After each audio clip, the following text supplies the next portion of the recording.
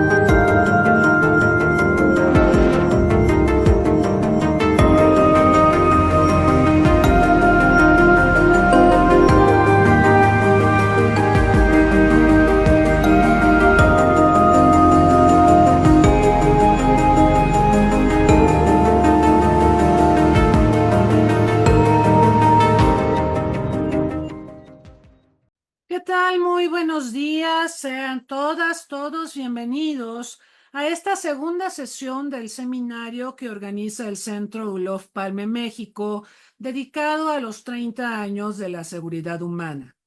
En la primera sesión de hace 8 días, hablamos sobre el concepto, su vigencia, los debates que ha generado, la importancia de la seguridad humana como un debate que busca colocar en el centro de sus preocupaciones a las personas. Sabemos que seguridad humana es una visión antropocéntrica de la seguridad que marca ciertamente un cambio respecto a cómo solíamos asumir a la seguridad, por ejemplo, en los tiempos de la Guerra Fría. ¿Qué tanto se debe ampliar la seguridad? ¿Qué tantos temas debería incorporar? ¿Es correcta una visión antropocentrista? Estos temas los empezamos a abordar en la sesión anterior y hoy me complace mucho que en esta segunda sesión vamos a entrar en materia con tópicos sumamente específicos de la seguridad humana. Ustedes recordarán que seguridad humana abarca 7 conceptos, hay 7 seguridades inmersas en la noción de seguridad humana. Hay 4 temas de la seguridad humana que están directamente relacionados con el desarrollo, como es seguridad alimentaria, seguridad y salud, seguridad económica y seguridad ambiental. Y hay otros 3 temas que algunos especialistas definen como la acepción minimalista de la seguridad humana, directamente vinculados a flagelos de la violencia que impactan en las personas, por eso se habla de seguridad personal, o que impactan en las comunidades, como la violencia ética, por citar solo un caso. Por eso se habla de seguridad de la comunidad. Y en este sentido, seguridad humana trata de conectar seguridad con desarrollo, como sabemos. En esta sesión vamos a hablar de las aristas de desarrollo que incorpora la seguridad humana. En la siguiente, en la sesión del próximo 19 de julio, estaremos hablando de la responsabilidad de proteger, que es parte de esta arista más seguritizada de la seguridad humana. Entonces, ese es el plan para la sesión de hoy, hablar de las aristas de la seguridad humana que se abocan a los temas de desarrollo, y para este fin tenemos el gusto de recibir en este espacio a 3 connotados especialistas en las materias que nos convocan: a la maestra Citlali Ayala Martínez, al maestro Marco Vinicio Gallardo Enríquez y al maestro Agustín Rojas Martínez, perdón, doctor Agustín Rojas Martínez. Me voy a permitir presentar una breve semblanza de nuestros participantes y enseguida comenzaremos con las presentaciones que harán cada uno de ellos. La maestra Citlali Ayala Martínez es candidata al doctorado en estudios del desarrollo por la Universidad del País Vasco. Sus trabajos académicos se han desarrollado en torno a la cooperación entre países de renta media, cooperación sur-sur y triangular, así como cooperación internacional vinculada a procesos de la educación superior. Ha participado en diversos proyectos de investigación-acción sobre cooperación para el desarrollo con financiamiento del CONACYT, de la AECID, del Banco Interamericano de Desarrollo, de la OCDE, por ejemplo, los derivados de la Agenda Mexicana de Cooperación Internacional 2008-2015 en el Instituto Mora y en la realización de estudios de caso de cooperación sur-sur con el Task Team on South-South Cooperation. Pertenece a la Asociación EXA México de Estudios sobre la Unión Europea. Entre las publicaciones que ha coordinado se encuentran Cooperación Internacional para el Desarrollo en México, hacia una agenda participativa, con Beatriz Schmuckler y Gabriela Sánchez, y México y los países de renta media en la Cooperación Internacional para el Desarrollo, con Jorge Pérez Pineda. Actualmente es responsable de la colección Cuadernos de Cooperación Internacional y Desarrollo en el Instituto Mora.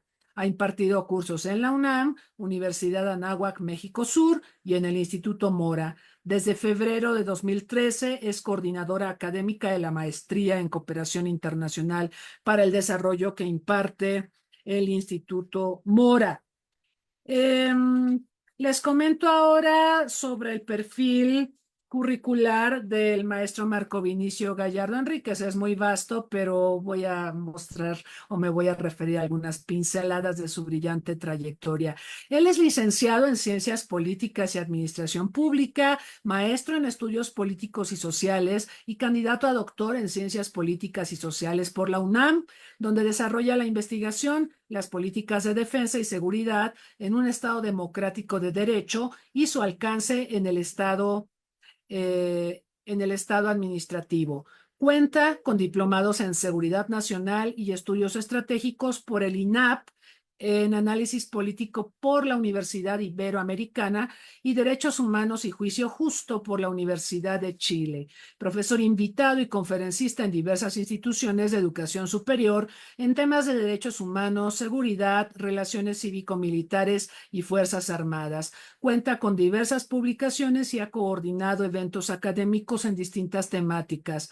Se ha desempeñado en el servicio público en diversas posiciones en órganos autónomos como la entonces Distrito Federal, el Instituto Nacional Electoral, la UNAM, así como en la Administración Pública Local y Municipal y actualmente en la Secretaría de Salud. Es miembro del capítulo México de la Red de Seguridad y Defensa de América Latina y también del Centro de Análisis e Investigación sobre Paz, Seguridad y Desarrollo, Olof Palme, y del Instituto Nacional de Administración Pública. El doctor Agustín Rojas Martínez es doctor en Economía por la UNAM, académico asociado de tiempo completo definitivo en el Instituto de Investigaciones Económicas de la misma institución, en las unidades de investigación de Economía Urbana y Regional y de Economía del Sector Agroalimentario. Profesor de la licenciatura en Urbanismo en la Facultad de Arquitectura de la UNAM. Ganador del Premio Anual de Investigación en Economía Agrícola, doctor Ernest Feder, en las ediciones 2017 y 2020 y una mención honorífica en el Premio Maestro Jesús Silva Gerso 2019, versión interna. Sus líneas de investigación son industria de alimentos y bebidas, producción, abasto, distribución y consumo agroalimentario, seguridad alimentaria, alimentación y salud, economía urbana y regional. Me da mucho gusto recibirlos, estimados académicos, amigos, y sin más, le vamos a pedir a la maestra Citlali Ayala que dé inicio a su presentación. Recordando a nuestros expositores, tenemos entre 15 y 20 minutos para cada exposición. Le recordamos también al público que amablemente nos acompaña aquí en Zoom y a quienes nos están siguiendo vía Facebook Live, que también pueden formular preguntas y comentarios para nuestros expositores. Maestra Ayala, bienvenida, un gusto tenerla por acá. Muchísimas gracias, doctora Rosas. Un placer compartir nuevamente este espacio con ustedes, con la Fundación Olof Palme. Bien, ya se ve la pantalla, ¿verdad? Ya se ve, perfecto. Entonces, bien, para este espacio he preparado una serie de reflexiones considerando la seguridad humana, los objetivos de desarrollo sostenible y, por supuesto, el contexto post-pandemia y el contexto de conflicto en el que nos encontramos. Vamos, creo que el conflicto siempre está presente, pero pues resurge en algunos momentos de una manera más marcada como es el caso de la guerra entre Rusia y Ucrania desde hace más de 2 años y con el conflicto de Israel y Hamás más recientemente. Entonces, lo que podemos reflexionar en torno a la seguridad humana, fundamentalmente he querido unirlo a los cambios contemporáneos de la cooperación internacional, sobre todo cooperación internacional para el desarrollo, los riesgos globales que considero van a marcar una posible tendencia en una futura agenda de desarrollo. Y por último, el cierre de la Agenda 2030 para el Desarrollo Sostenible, justamente en este escenario de conflictos. Entonces, para comenzar, me gustaría hablar de la seguridad humana. La seguridad humana, bien sabemos que ha tenido una evolución conceptual y en su aplicación en políticas públicas, en política global inclusive. Esta seguridad humana que tras 30 años de existir y habiendo llegado en un contexto de un paradigma de desarrollo basado en el desarrollo humano, ¿no? Un paradigma de desarrollo basado en las personas, centrado en las personas y en las capacidades, pues nos trajo un nuevo foco a la atención de las políticas sociales, del desarrollo económico. Por supuesto, el desarrollo humano ha enfrentado una serie de dificultades justamente porque se han puesto en peligro la libertad frente al miedo y las amenazas contra la vida. Recordemos que la libertad fue desde el inicio de este paradigma del desarrollo humano y de las libertades, el elemento que ayudó a que el ser humano tuviera esta capacidad de agencia, una capacidad de agencia y de apropiación de su propio desarrollo. Por supuesto, contando con todo un sistema de cooperación internacional para el desarrollo. Dentro de la seguridad humana, por supuesto, encontramos la seguridad alimentaria que se ha visto amenazada desde hace pues ya 18 años, 20 años, por crisis financieras y económicas, el incremento de la vida, el fenómeno de la gentrificación en años más recientes y, por supuesto, las consecuencias del cambio climático. La seguridad humana en los últimos 4 años vimos que también se vio amenazada por la crisis sanitaria del COVID-19, SARS-CoV-2, que amenazó justamente a la población en todo el mundo al ser una pandemia, más allá de ser una epidemia, fue una pandemia, y que cambió toda la dinámica social, económica y de seguridad, de la cual no estamos exentos, por supuesto. Esto trajo cambios también en la cooperación internacional.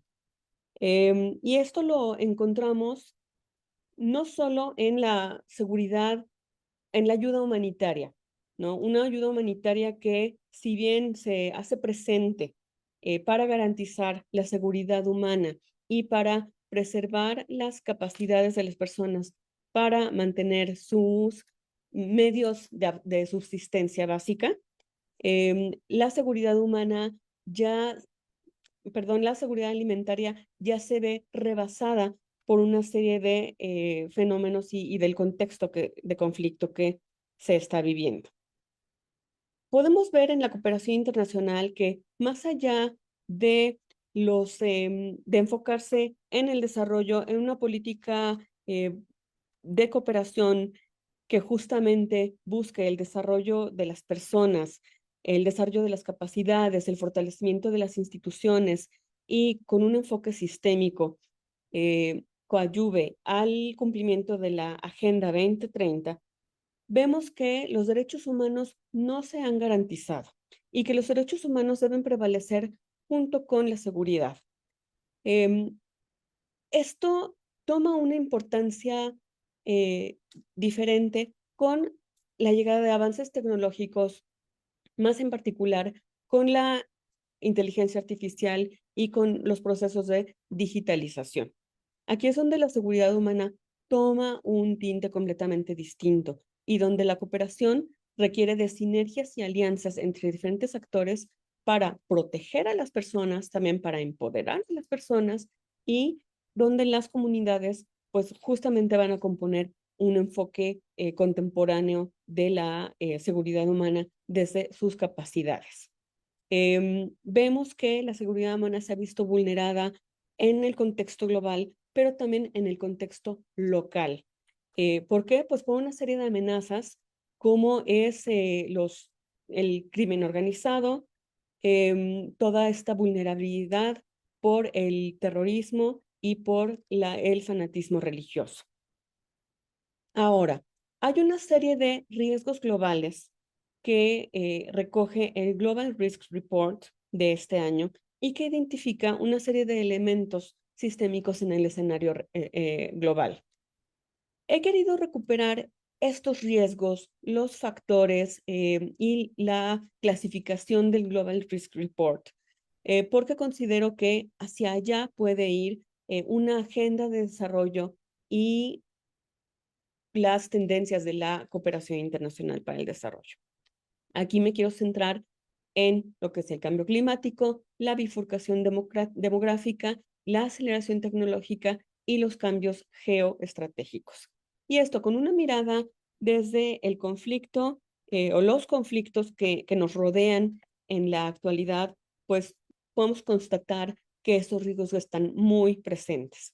Primero, el cambio climático. Hay una serie de trayectorias relacionadas con el cambio global que todos conocemos y una serie de consecuencias relacionadas con el sistema de la Tierra.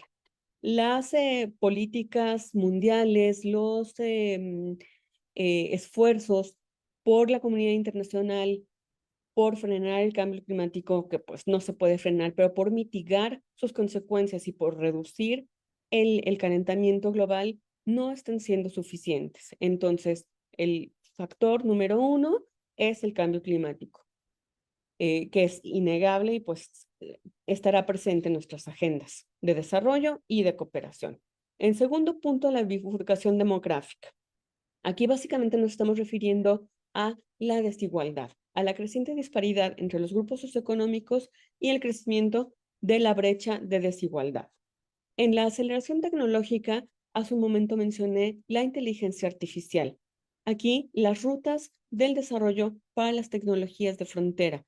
Este elemento que nos está marcando el reporte, el informe de riesgos globales, pues también es algo innegable. la inteligencia artificial, la digitalización llegaron para quedarse y están tomando una velocidad inusitada. Ya Elon Musk, Bill Gates, pues han mostrado tanto la velocidad como los riesgos que implican la inteligencia artificial. Y pues aunque hay partidarios de aquellos que dicen hay que poner un alto, hay que prevenir, pues no estamos seguros de que eso vaya a suceder. Y por último, los cambios geoestratégicos, en donde las fuentes de poder geopolítico, pues nos están marcando una serie de riesgos en donde el riesgo nuclear, por ejemplo, no ha desaparecido, en donde las relaciones internacionales no están proporcionando una tendencia pacífica, sino que la amenaza es constante y en diferentes latitudes. Una amenaza armamentista y también una amenaza para la seguridad de las personas, la seguridad humana y los otros tipos de seguridad. Entonces, ¿qué elementos son los que pueden conformar una nueva agenda de cooperación internacional?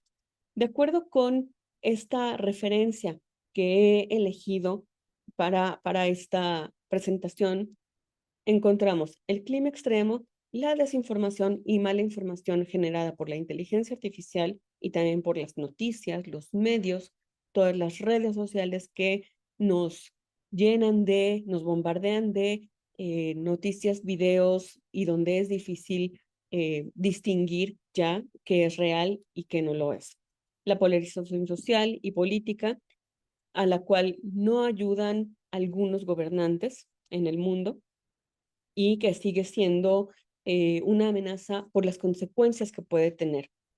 Simplemente el día de ayer ya había 12 catedrales en Francia incendiándose, sí, que probablemente, no está asegurado todavía, pero probablemente fueron provocadas por un fanatismo religioso.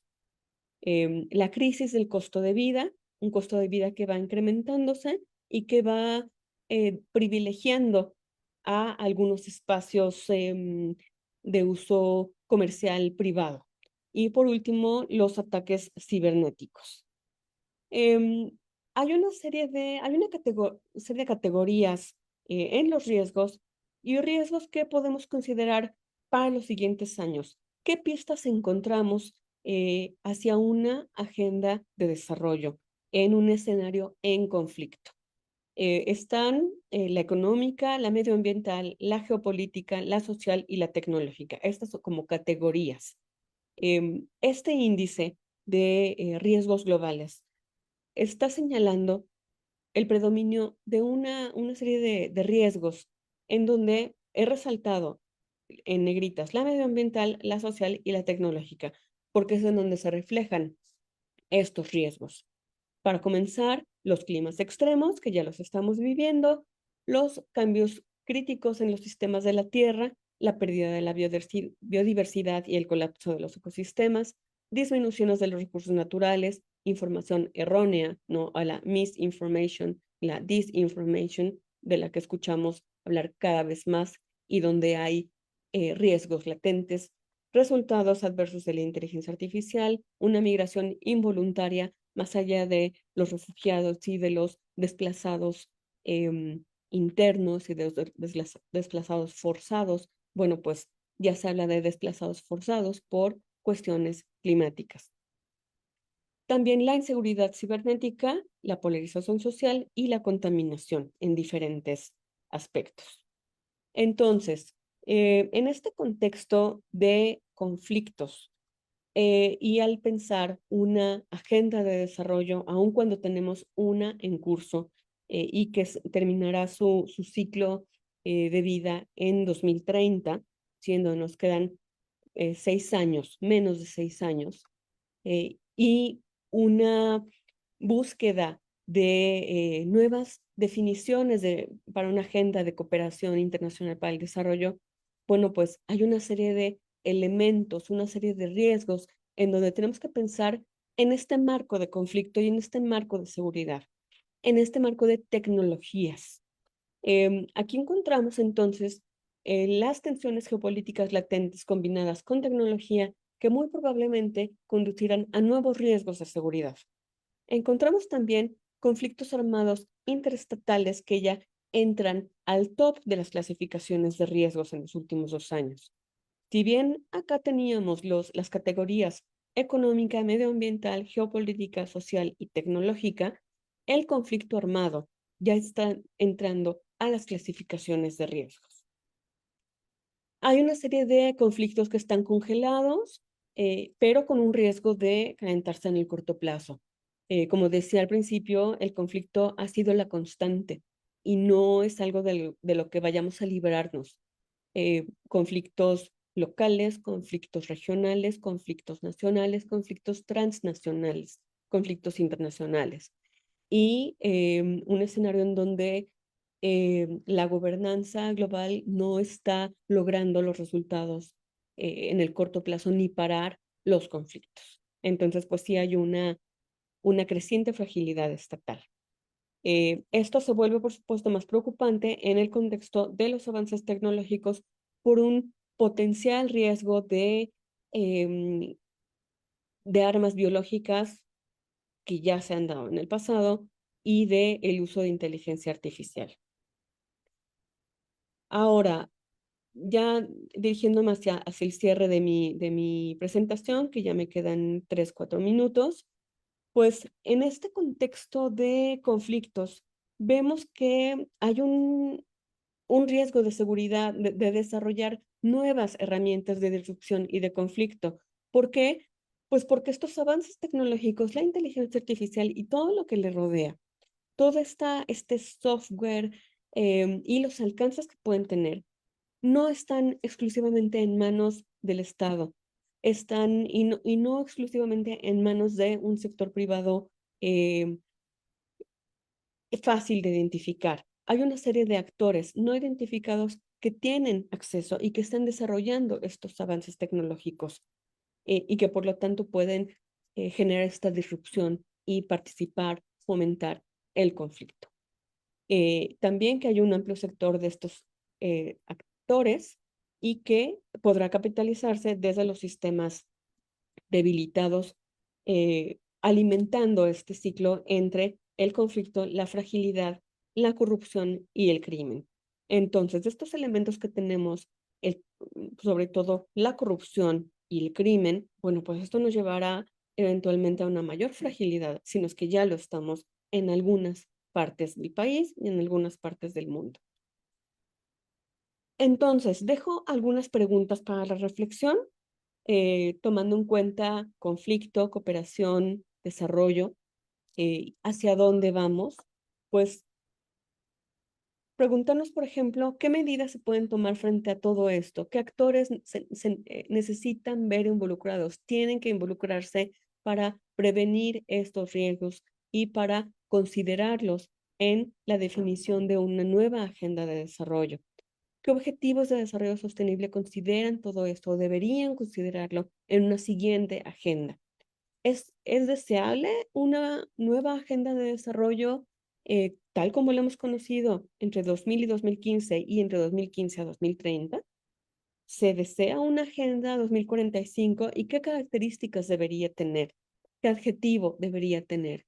Si ya tuvimos un desarrollo humano, un desarrollo sostenible, ahora ¿qué tendremos?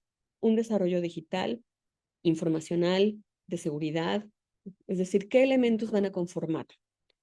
¿Cómo podemos definir y aplicar una estrategia nacional, subnacional, sectorial de desarrollo sostenible?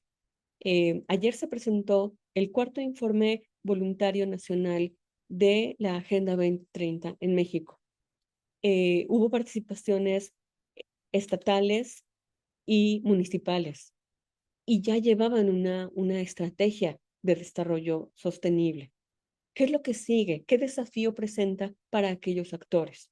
Y también, ¿qué lecciones nos deja la implementación de la Agenda 2030 en México y en el mundo? La Agenda 2030 y la construcción de una agenda se enfrenta a una serie de retos, como son la lucha contra el terrorismo y el fanatismo religioso, los desastres naturales, la lucha contra el crimen organizado, la inseguridad pública, los sistemas de la corrupción, los problemas sistémicos de la corrupción, otras amenazas a la salud que no han desaparecido ni desaparecerán, amenazas a la seguridad alimentaria, las recesiones económicas y una adecuada producción de insumos alimenticios. Sobre todo cuando hay un entorno bélico o de amenaza constante. No en vano, el comercio exterior de granos y semillas se vio afectado desde el inicio de la guerra de Rusia a Ucrania por la afectación de la exportación de granos y semillas.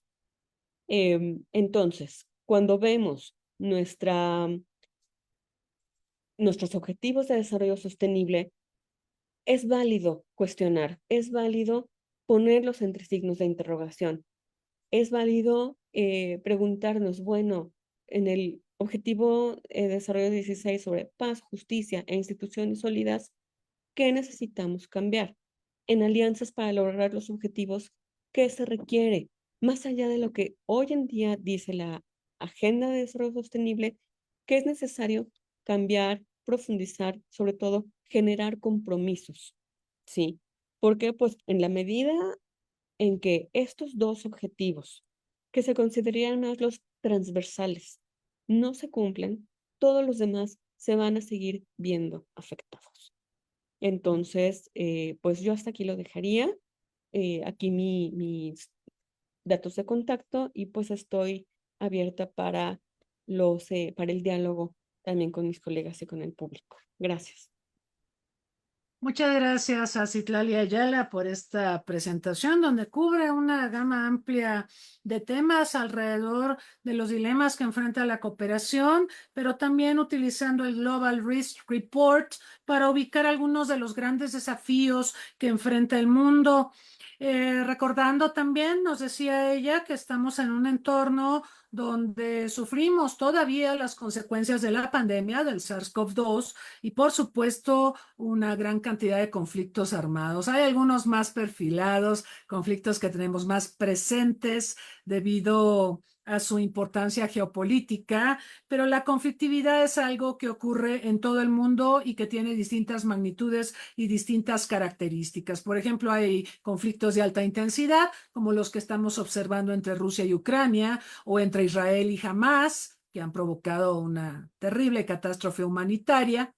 Pero también tenemos conflictos generados por la delincuencia organizada, que es lo que mayormente observamos en América Latina y el Caribe. Entonces, todo esto ciertamente impacta en el bienestar de las sociedades. Ella retomaba algunos de los riesgos globales que menciona este informe de Global Risk Report, donde en primerísimo lugar se ubica el desafío ambiental. Sabemos que estamos ante la sexta extinción masiva. Este tema también saltó en la presentación que tuvimos del seminario en la sesión anterior y evidentemente hay mucho trabajo por hacer, pero nos estamos rezagando respecto al ritmo en el que avanza el deterioro ambiental en general. No solo es calentamiento global, lo marcó muy bien la maestra, sino que tenemos pérdida de biodiversidad, tenemos contaminación, tenemos deforestación y tenemos impactos, porque todo esto es transversal, tenemos impactos en muchos otros ámbitos de la vida de las sociedades. Ella puso mucho énfasis en el tema del cambio tecnológico, que es fundamental, pero que, como también muy bien lo marca, cada vez más es gestionado desde el sector privado.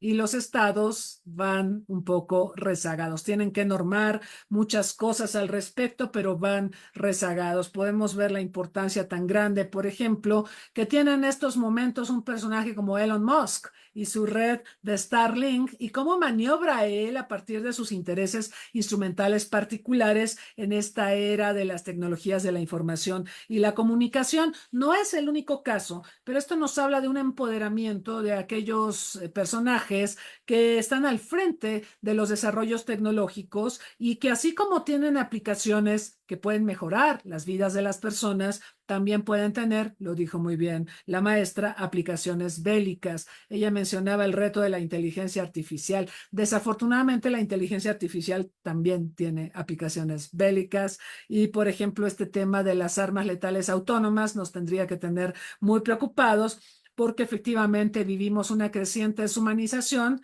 que también nos está llevando a perder el control sobre diversos acontecimientos.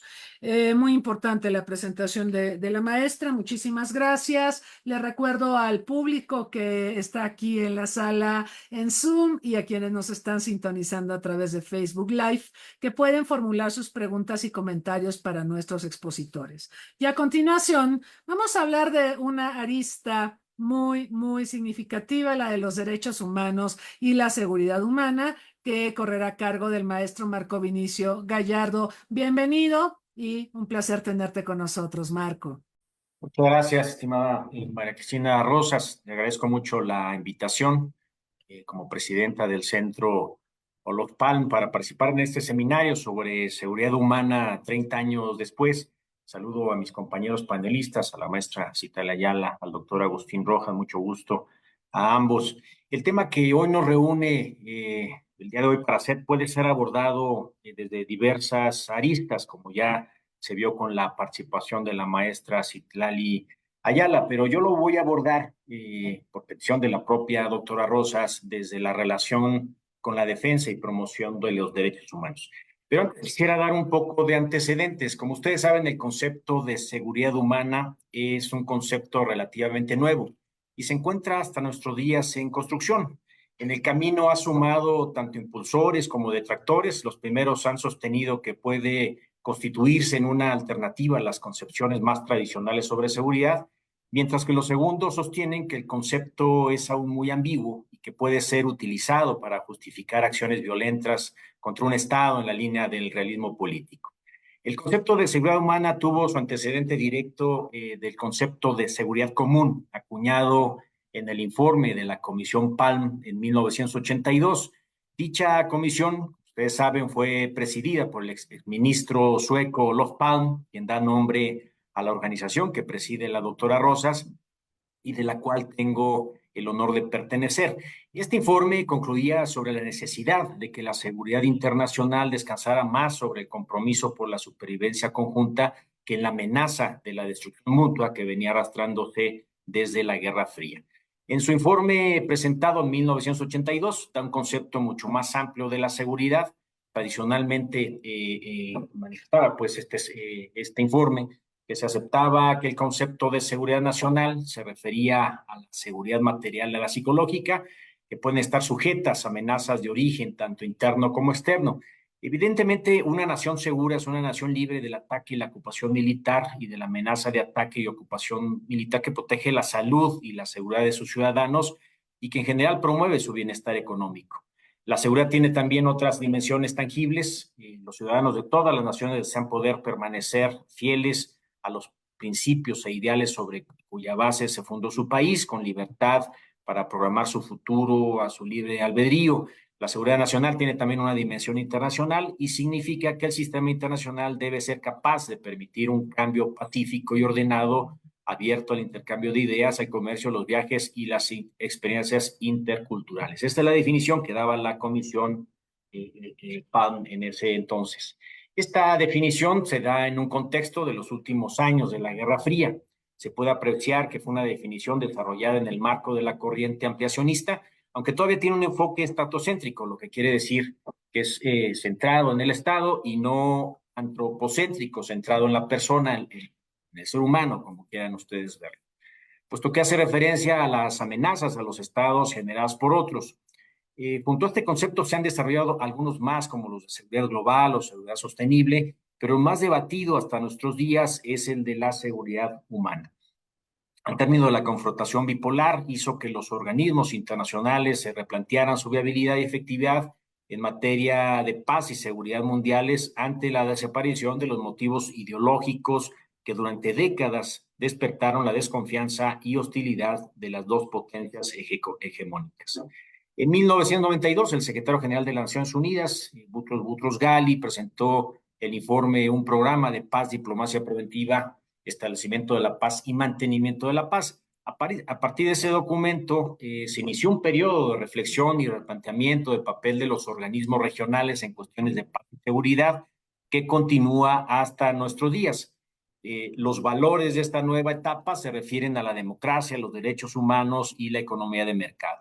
Y en complemento de lo anterior, y ya haciendo una relación con el tema de los derechos humanos, en 1993 se dio la Declaración y Programa de Acción de Viena, que puso fin a esta discusión que había venido surgiendo desde la Segunda Guerra Mundial sobre la jerarquía de los derechos civiles y políticos sobre los derechos económicos, sociales y culturales. Esta Declaración de Viena, en su artículo quinto, puso al mismo nivel. Todos los derechos humanos son universales, indivisibles e interdependientes y están relacionados entre sí, lo que quiere decir que todos, sean derechos civiles y políticos, económicos, sociales y culturales, deben de verse en el mismo nivel de atención.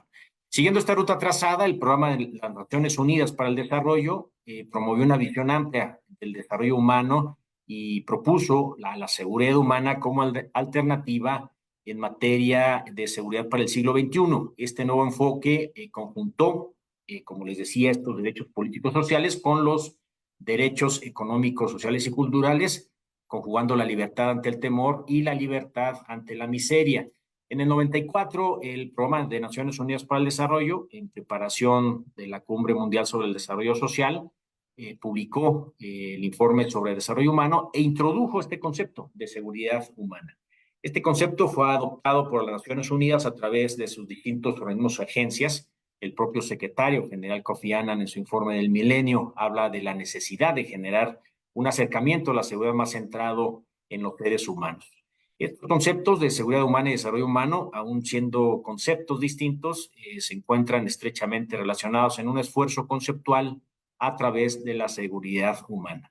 Desde esta publicación del informe que les comentaba en 1994, se han realizado diversos esfuerzos para refinar el concepto.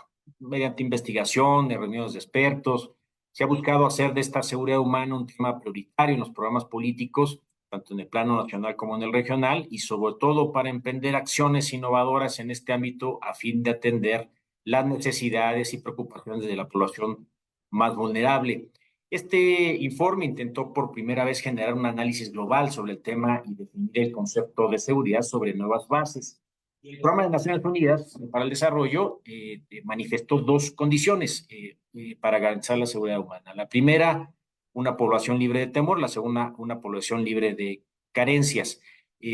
Hace una división entre los integrantes, elementos de la seguridad humana, entre seguridad económica, ambiental, salud, alimentaria, personal, comunitaria y política, para englobar todos los temas que tienen que ver en el tema de la seguridad.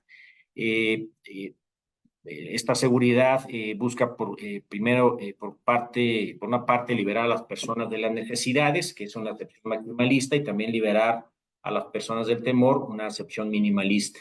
Sobre todo en la lista de aspectos que cubre la seguridad humana, los 4 primeros entran en esta noción maximalista y los 3 últimos en la minimalista. La democracia es el sistema político que potencia el ejercicio de estos derechos y facilita la resolución de los conflictos y las diferencias de intereses de forma pacífica y por los cauces institucionales. Este concepto sobre seguridad humana tuvo una primera etapa de avances, sobre todo en el contexto del año 2000, en la cumbre del milenio celebrada por Naciones Unidas. En esta reunión se creó un grupo de expertos que en diciembre del 2001 dio a conocer un informe, La responsabilidad de proteger. Este documento limita la noción de la seguridad humana a los conflictos armados y las violaciones a los derechos humanos. En este caso, un mundo libre de temor y libre de necesidad es el objetivo que se fijó la ONU en materia de seguridad en su informe del milenio. Lo anterior ante el reconocimiento de los cambios radicales en el sistema mundial de naciones que hace necesario elaborar nuevos enfoques sobre los desafíos de la seguridad para el siglo XXI. Sin embargo, en la agenda internacional, este concepto más amplio se vio afectado por los ataques terroristas del 11 de septiembre del 2001 en Estados Unidos, ya que hubo una regresión a los enfoques estatocéntricos de la seguridad, con gastos altos militares, confrontaciones armadas, reforzamiento de fronteras y sistemas de inteligencia, entre los más importantes. Desde entonces, este país ha promovido, Estados Unidos, en diversos foros el regreso a la visión de seguridad desde el punto de vista de la integridad del Estado y la protección de las fronteras del territorio contra la posibilidad de agresiones. Así se coloca la prioridad en los riesgos o amenazas que pudieran representar cualquier grupo armado dispuesto a utilizar medidas extremas. Con esta visión más violenta y bélica, se dejan de lado las otras amenazas que ponen en peligro la vida y el bienestar de las personas, como las enfermedades, como el COVID-19 y demás, el deterioro ambiental, la pobreza y las violaciones a los derechos humanos. A raíz del impulso estadounidense respecto a esta visión, incluso Canadá, que antes incluía como uno de los puntos centrales de su política exterior de la seguridad humana, hoy otorga una importancia más limitada a este concepto como pauta de sus políticas. Debe decirse también que a pesar de lo anterior, no todo el panorama es negativo para la seguridad humana. Aún después del 2001 y en un contexto aparentemente desfavorable para la visión integral de la seguridad, ha habido múltiples esfuerzos, tanto de las Naciones Unidas como en foros internacionales y en los ámbitos regionales y nacionales, para enfatizar la importancia de atender de manera amplia los riesgos y amenazas a las personas como desastres naturales, hambrunas y epidemias. Ahora entrando ya más en materia en el tema de derechos humanos, haciendo una comparación con los derechos humanos, este concepto, el de derechos humanos, es un concepto que, aunque se puede rastrear sus antecedentes desde las revoluciones francesas y estadounidense, tuvo un impulso definitivo incremental al terminar la Segunda Guerra Mundial con la Declaración Universal de los Derechos Humanos, instrumento génesis para un sinfín de instrumentos, declaraciones y convenciones que defienden y promueven los derechos humanos. Para lograr lo anterior, se tuvo un consenso casi generalizado de las naciones occidentales, incluyendo Estados Unidos. La seguridad humana, haciendo este comparativo, apenas cumple 3 décadas de construcción, por lo que siguiendo la misma ruta de los derechos humanos, puede seguir fortaleciéndose hasta llegar a consolidarse como el concepto principal para abordar los problemas de seguridad en el siglo XXI.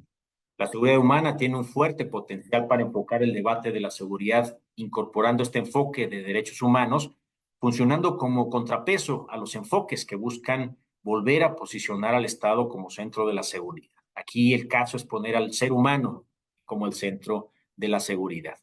No es casual que el concepto fue desarrollado en el centro y en el seno de órganos de las Naciones Unidas, en este caso el Programa de las Naciones Unidas para el Desarrollo. La seguridad, por ejemplo, es un derecho humano, pero limitado al derecho a la seguridad personal. Por ejemplo, el artículo 3 de la Declaración Universal de los Derechos Humanos y el artículo 9.1 del Pacto Internacional de Derechos Civiles y Políticos, y al derecho a la seguridad social, que está contenido en el artículos 22 y 25 y 1 y 2 de la Declaración Universal, y el 10, 1 y 2 del Pacto Internacional de los Derechos Económicos, Sociales y Culturales, y a la seguridad internacional, el artículo 28 de la Declaración Universal de los Derechos Humanos. Lo anterior no significa que existan los elementos suficientes para afirmar que existe el derecho a la seguridad humana como tal. Un punto de toque entre la seguridad humana y los derechos humanos también se puede explorar a través de los derechos económicos, sociales y culturales, en tanto su respeto y protección, así como los mecanismos para hacerlos justiciables o exigibles del Estado. La seguridad humana se transforma en una garantía de derechos, es decir, en una condición necesaria para permitir el pleno disfrute de los derechos humanos por todas las personas. En este contexto, la seguridad humana implica, entre otros aspectos, la igualdad en los procesos y la igualdad en las oportunidades al alcance de una persona, en un sistema sobre todo democrático que permita el adecuado ejercicio de los derechos y las libertades. Por ello, los derechos humanos tienen una importancia tanto constitutiva como instrumental en un adecuado desarrollo socioeconómico. Subraya también la universalidad y la primacía de un conjunto de derechos y libertades que son fundamentales para la vida humana. La seguridad humana no hace ninguna distinción, por ejemplo, entre los diferentes aspectos de los derechos humanos, civiles, políticos, económicos, sociales y culturales. Este debate que se dio en el ámbito de los derechos humanos y por lo tanto aborda las violaciones y las amenazas de una manera multidimensional e integral. Introduce un marco práctico para identificar los derechos específicos que están en un juego, en una situación particular de inseguridad, y considera los arreglos institucionales para defender y proteger estos derechos. La seguridad humana se guía también por principios centrados en las personas, integrales, multisectoriales, dependientes del contexto, con dirección local y centrados en la prevención. Su objetivo último es la seguridad de las personas y las comunidades frente a situaciones o amenazas críticas y generalizadas. Implica proteger a las personas de una manera sistemática, y además reconoce que las medidas de protección necesarias se deben considerar en todos los niveles, tanto nacional como regional, mundial, local o individual. Este concepto de seguridad humana puede ser útil si tiene aplicaciones prácticas también, pero también es muy importante que la principal potencia mundial se adhiera a sus postulados, cosas que en la actualidad pues lo vemos muy lejano. La seguridad humana como idea es un suplemento de la perspectiva expansionista del desarrollo humano, al prestar especial atención a los riesgos negativos, o lo que es lo mismo, a las inseguridades que amenazan al ser humano, a la seguridad de la vida cotidiana. Hay además una complementariedad con el concepto de derechos humanos que ya he insistido. En nuestra región, hablando de América Latina, la principal vulnerabilidad de la seguridad humana se vincula directamente con la debilidad de la democracia, el aumento de la pobreza, la concentración de la riqueza y en forma más creciente con la violencia urbana y la criminalidad.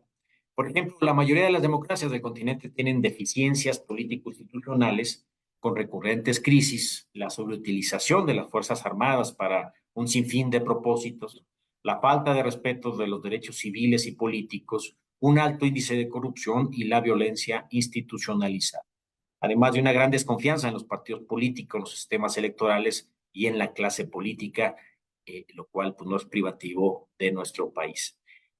Las debilidades de las democracias también limitan el ejercicio de los derechos de los ciudadanos y con ello alcanzar el ideal de un mundo libre de temor, necesidad y con respeto a la dignidad, bases de la seguridad humana. Estas carencias de las democracias dificultan las tareas de reducir la pobreza y la inequidad y con ello se dispara la ingobernabilidad y genera violencia. El concepto sigue planteando un enorme desafío a la comunidad académica, dada la interdisciplinariedad que caracteriza la seguridad humana, que hace necesario un permanente diálogo y debate de los temas principales que incluye este abordaje conceptual de la seguridad. Lo peculiar de este enfoque sobre seguridad es que no pone al centro del análisis al territorio, al gobierno o al Estado. Lo que pone en duda es quién va a garantizar la seguridad humana. Ese es un punto que tendremos que discutir. Y citando a la propia doctora María Cristina Rojas. Otro aspecto novedoso destacado por ella es que tanto los éxitos como los fracasos son medidas en el impacto que causan en las personas.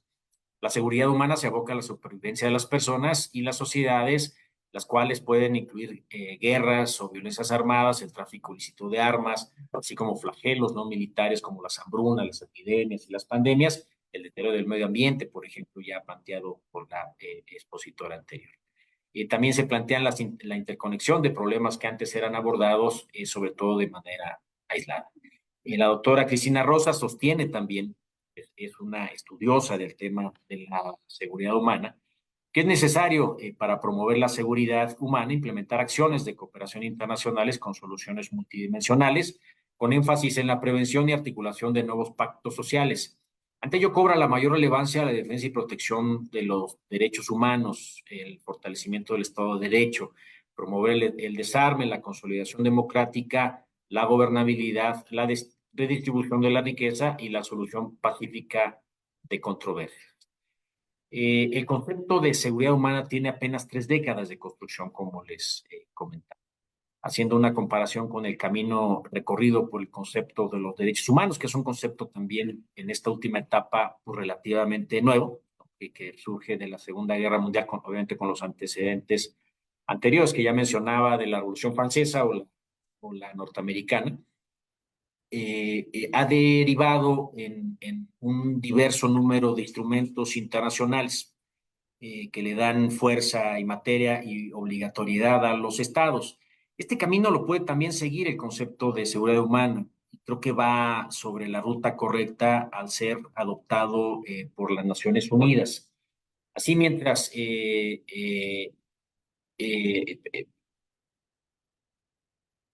perdón, hay que tomar tantita agua, se me está atorando. Listo. Entonces, este camino es un camino correcto que tiene que seguir la seguridad humana para construir un andamiaje institucional y de cooperación con los estados, que son parte, obviamente, de la comunidad internacional. Obviamente, los nuevos enfoques de seguridad imponen a los estados a reformular sus políticas de seguridad y defensa. Esto, por ejemplo, tendrá un impacto en el rediseño administrativo de las instituciones encargadas de estas tareas. En México estamos en una coyuntura particular de cambio de gobierno. México no puede sustraerse a esta realidad y ya que de seguir aplazándose los problemas de seguridad existentes y la falla de un enfoque integral, irá abordándose con medidas paliativas y coyunturales que lejos de llegar a una solución agravarán los problemas de seguridad. Pero pues, ese es un tema que tendrá que abordar las nuevas autoridades y revisar qué van a hacer en materia de seguridad. Concluyendo, y finalmente, como comunidad académica, miembros que estamos aquí presentes de una comunidad académica, creo que debemos de seguir trabajando para consolidar este enfoque de la seguridad humana como el enfoque de seguridad que debe adoptar la comunidad internacional. Un ejemplo de ello es construir, ya lo mencionaba, una convención, pacto sobre seguridad humana que obliga a los estados firmantes a adherirse a ella y a impulsarla y protegerla. Ahí está la Declaración Universal como ejemplo de los derechos humanos, los diversos pactos que ha desarrollado Naciones Unidas, como el de derechos civiles y políticos o el de derechos económicos, sociales y culturales, y un sinfín de instrumentos que son obligatorios en materia de derechos humanos. Habrá que revisar este tema en el seno de las Naciones Unidas para generar ese tipo de instrumentos y empujarlo. Pues. Este seminario es un pequeño paso para seguir analizando y no olvidar que tenemos que seguir empujando este tema de la seguridad humana. Celebro y felicito al Centro Olofpam y a su presidenta poner ese tema en la mesa de discusión y espero que salgan conclusiones ricas para seguir construyendo sobre esta ruta de fortalecimiento a 30 años del concepto de la seguridad humana. Muchas gracias.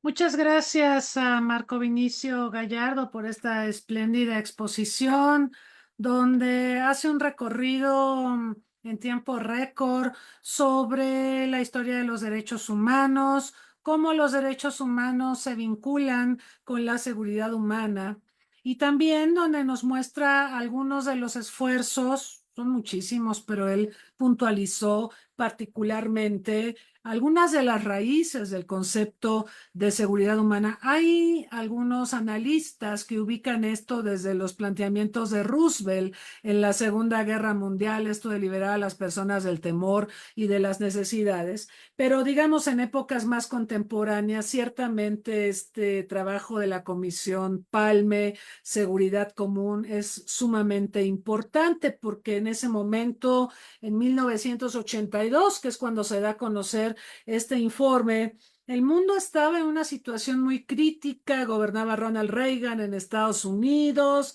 teníamos una crisis de liderazgos en la Unión Soviética, vino una sucesión de gobernantes después de la muerte de Brezhnev y bueno, vimos un gasto militar exacerbado que ciertamente nos alarmaba porque la supervivencia de la humanidad estaba en riesgo, en especial por las armas nucleares. Hoy estamos en 2024 y parece que no transcurrió la historia. Las armas nucleares reivindican su papel como una de las más grandes amenazas para la existencia de la humanidad, pero también se concatena este flagelo con la debacle ambiental y con otros tantos temas que han sido aquí mencionados en este foro y que impactan directamente en el bienestar de las sociedades y que pueden impactar obviamente también en su supervivencia.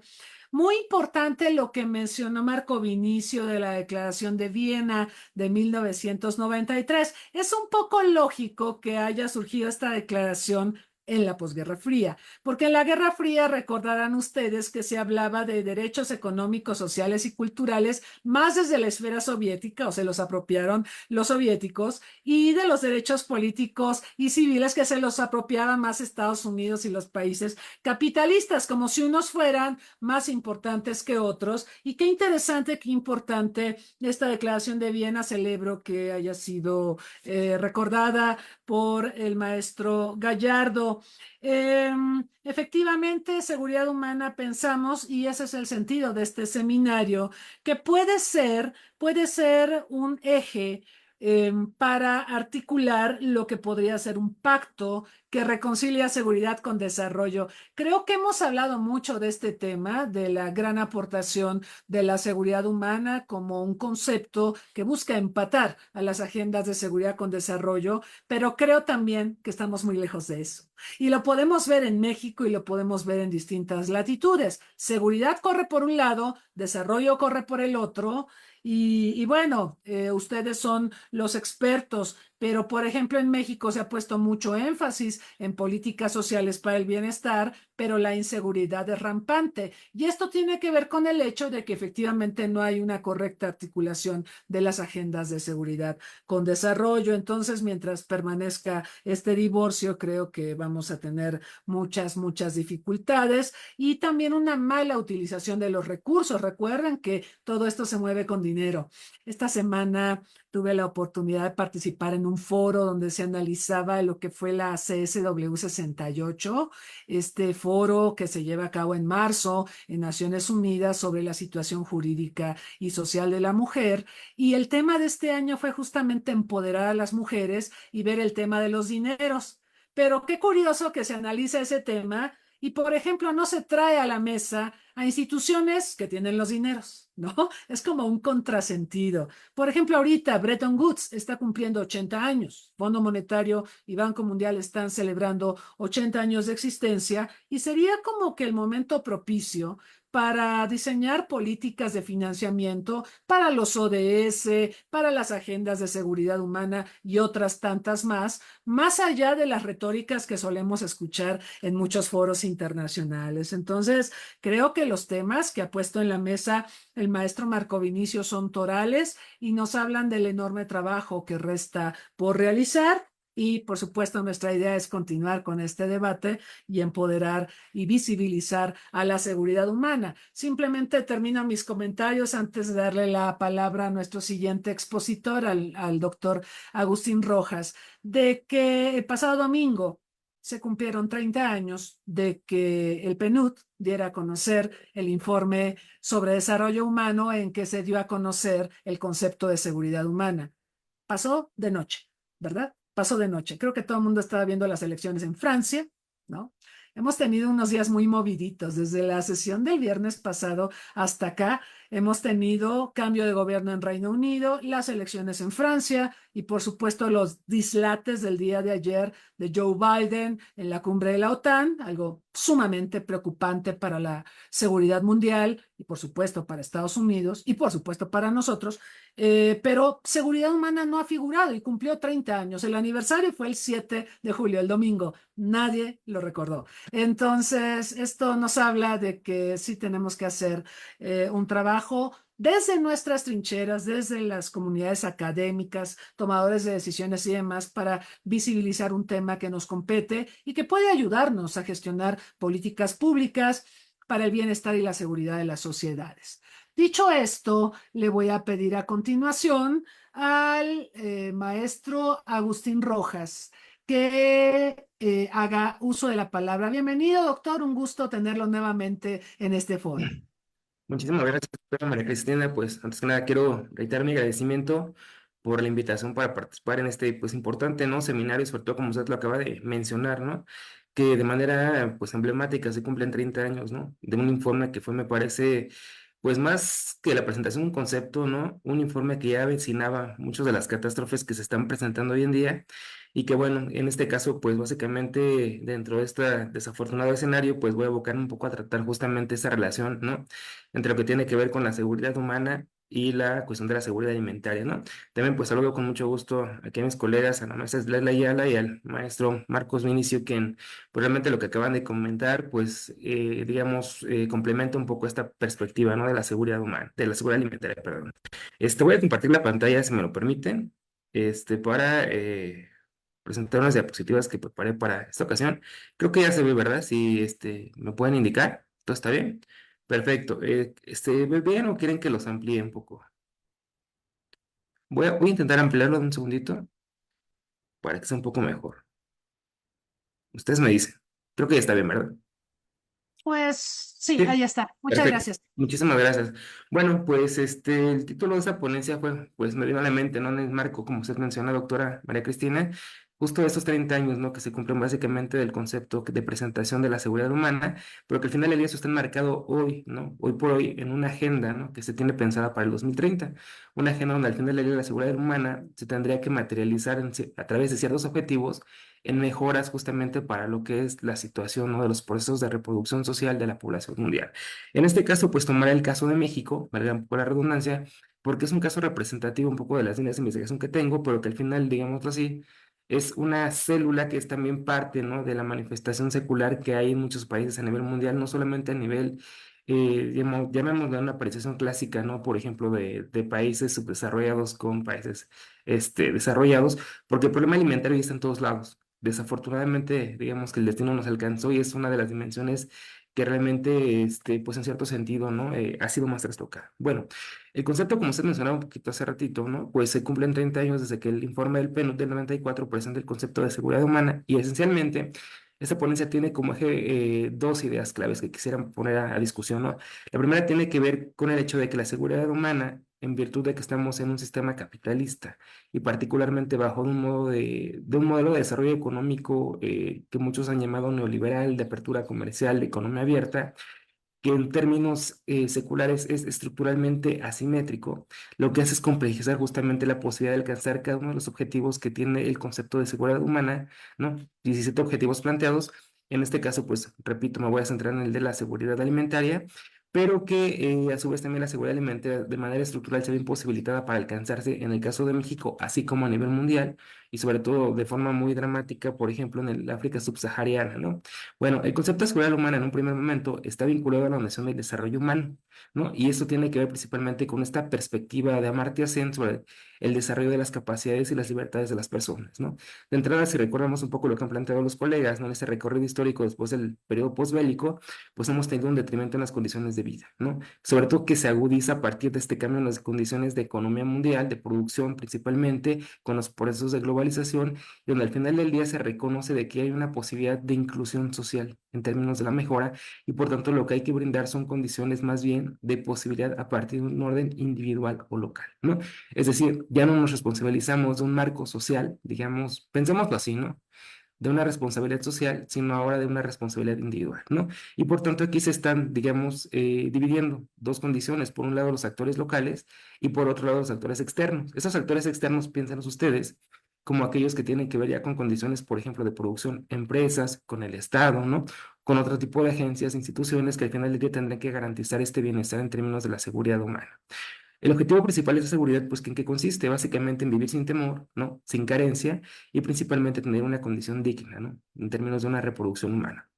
En un sentido, como ustedes ven, tenemos condiciones de seguridad alimentaria, política, económica, ambiental, como mencionaba la maestra Citate Ayala, que el cambio climático que es un factor importantísimo, pero que al final del día la seguridad alimentaria en este caso representa una condición vital, ¿no? ¿Por qué? Porque pasa que si no comemos, perecemos, ¿no? No hay de otra.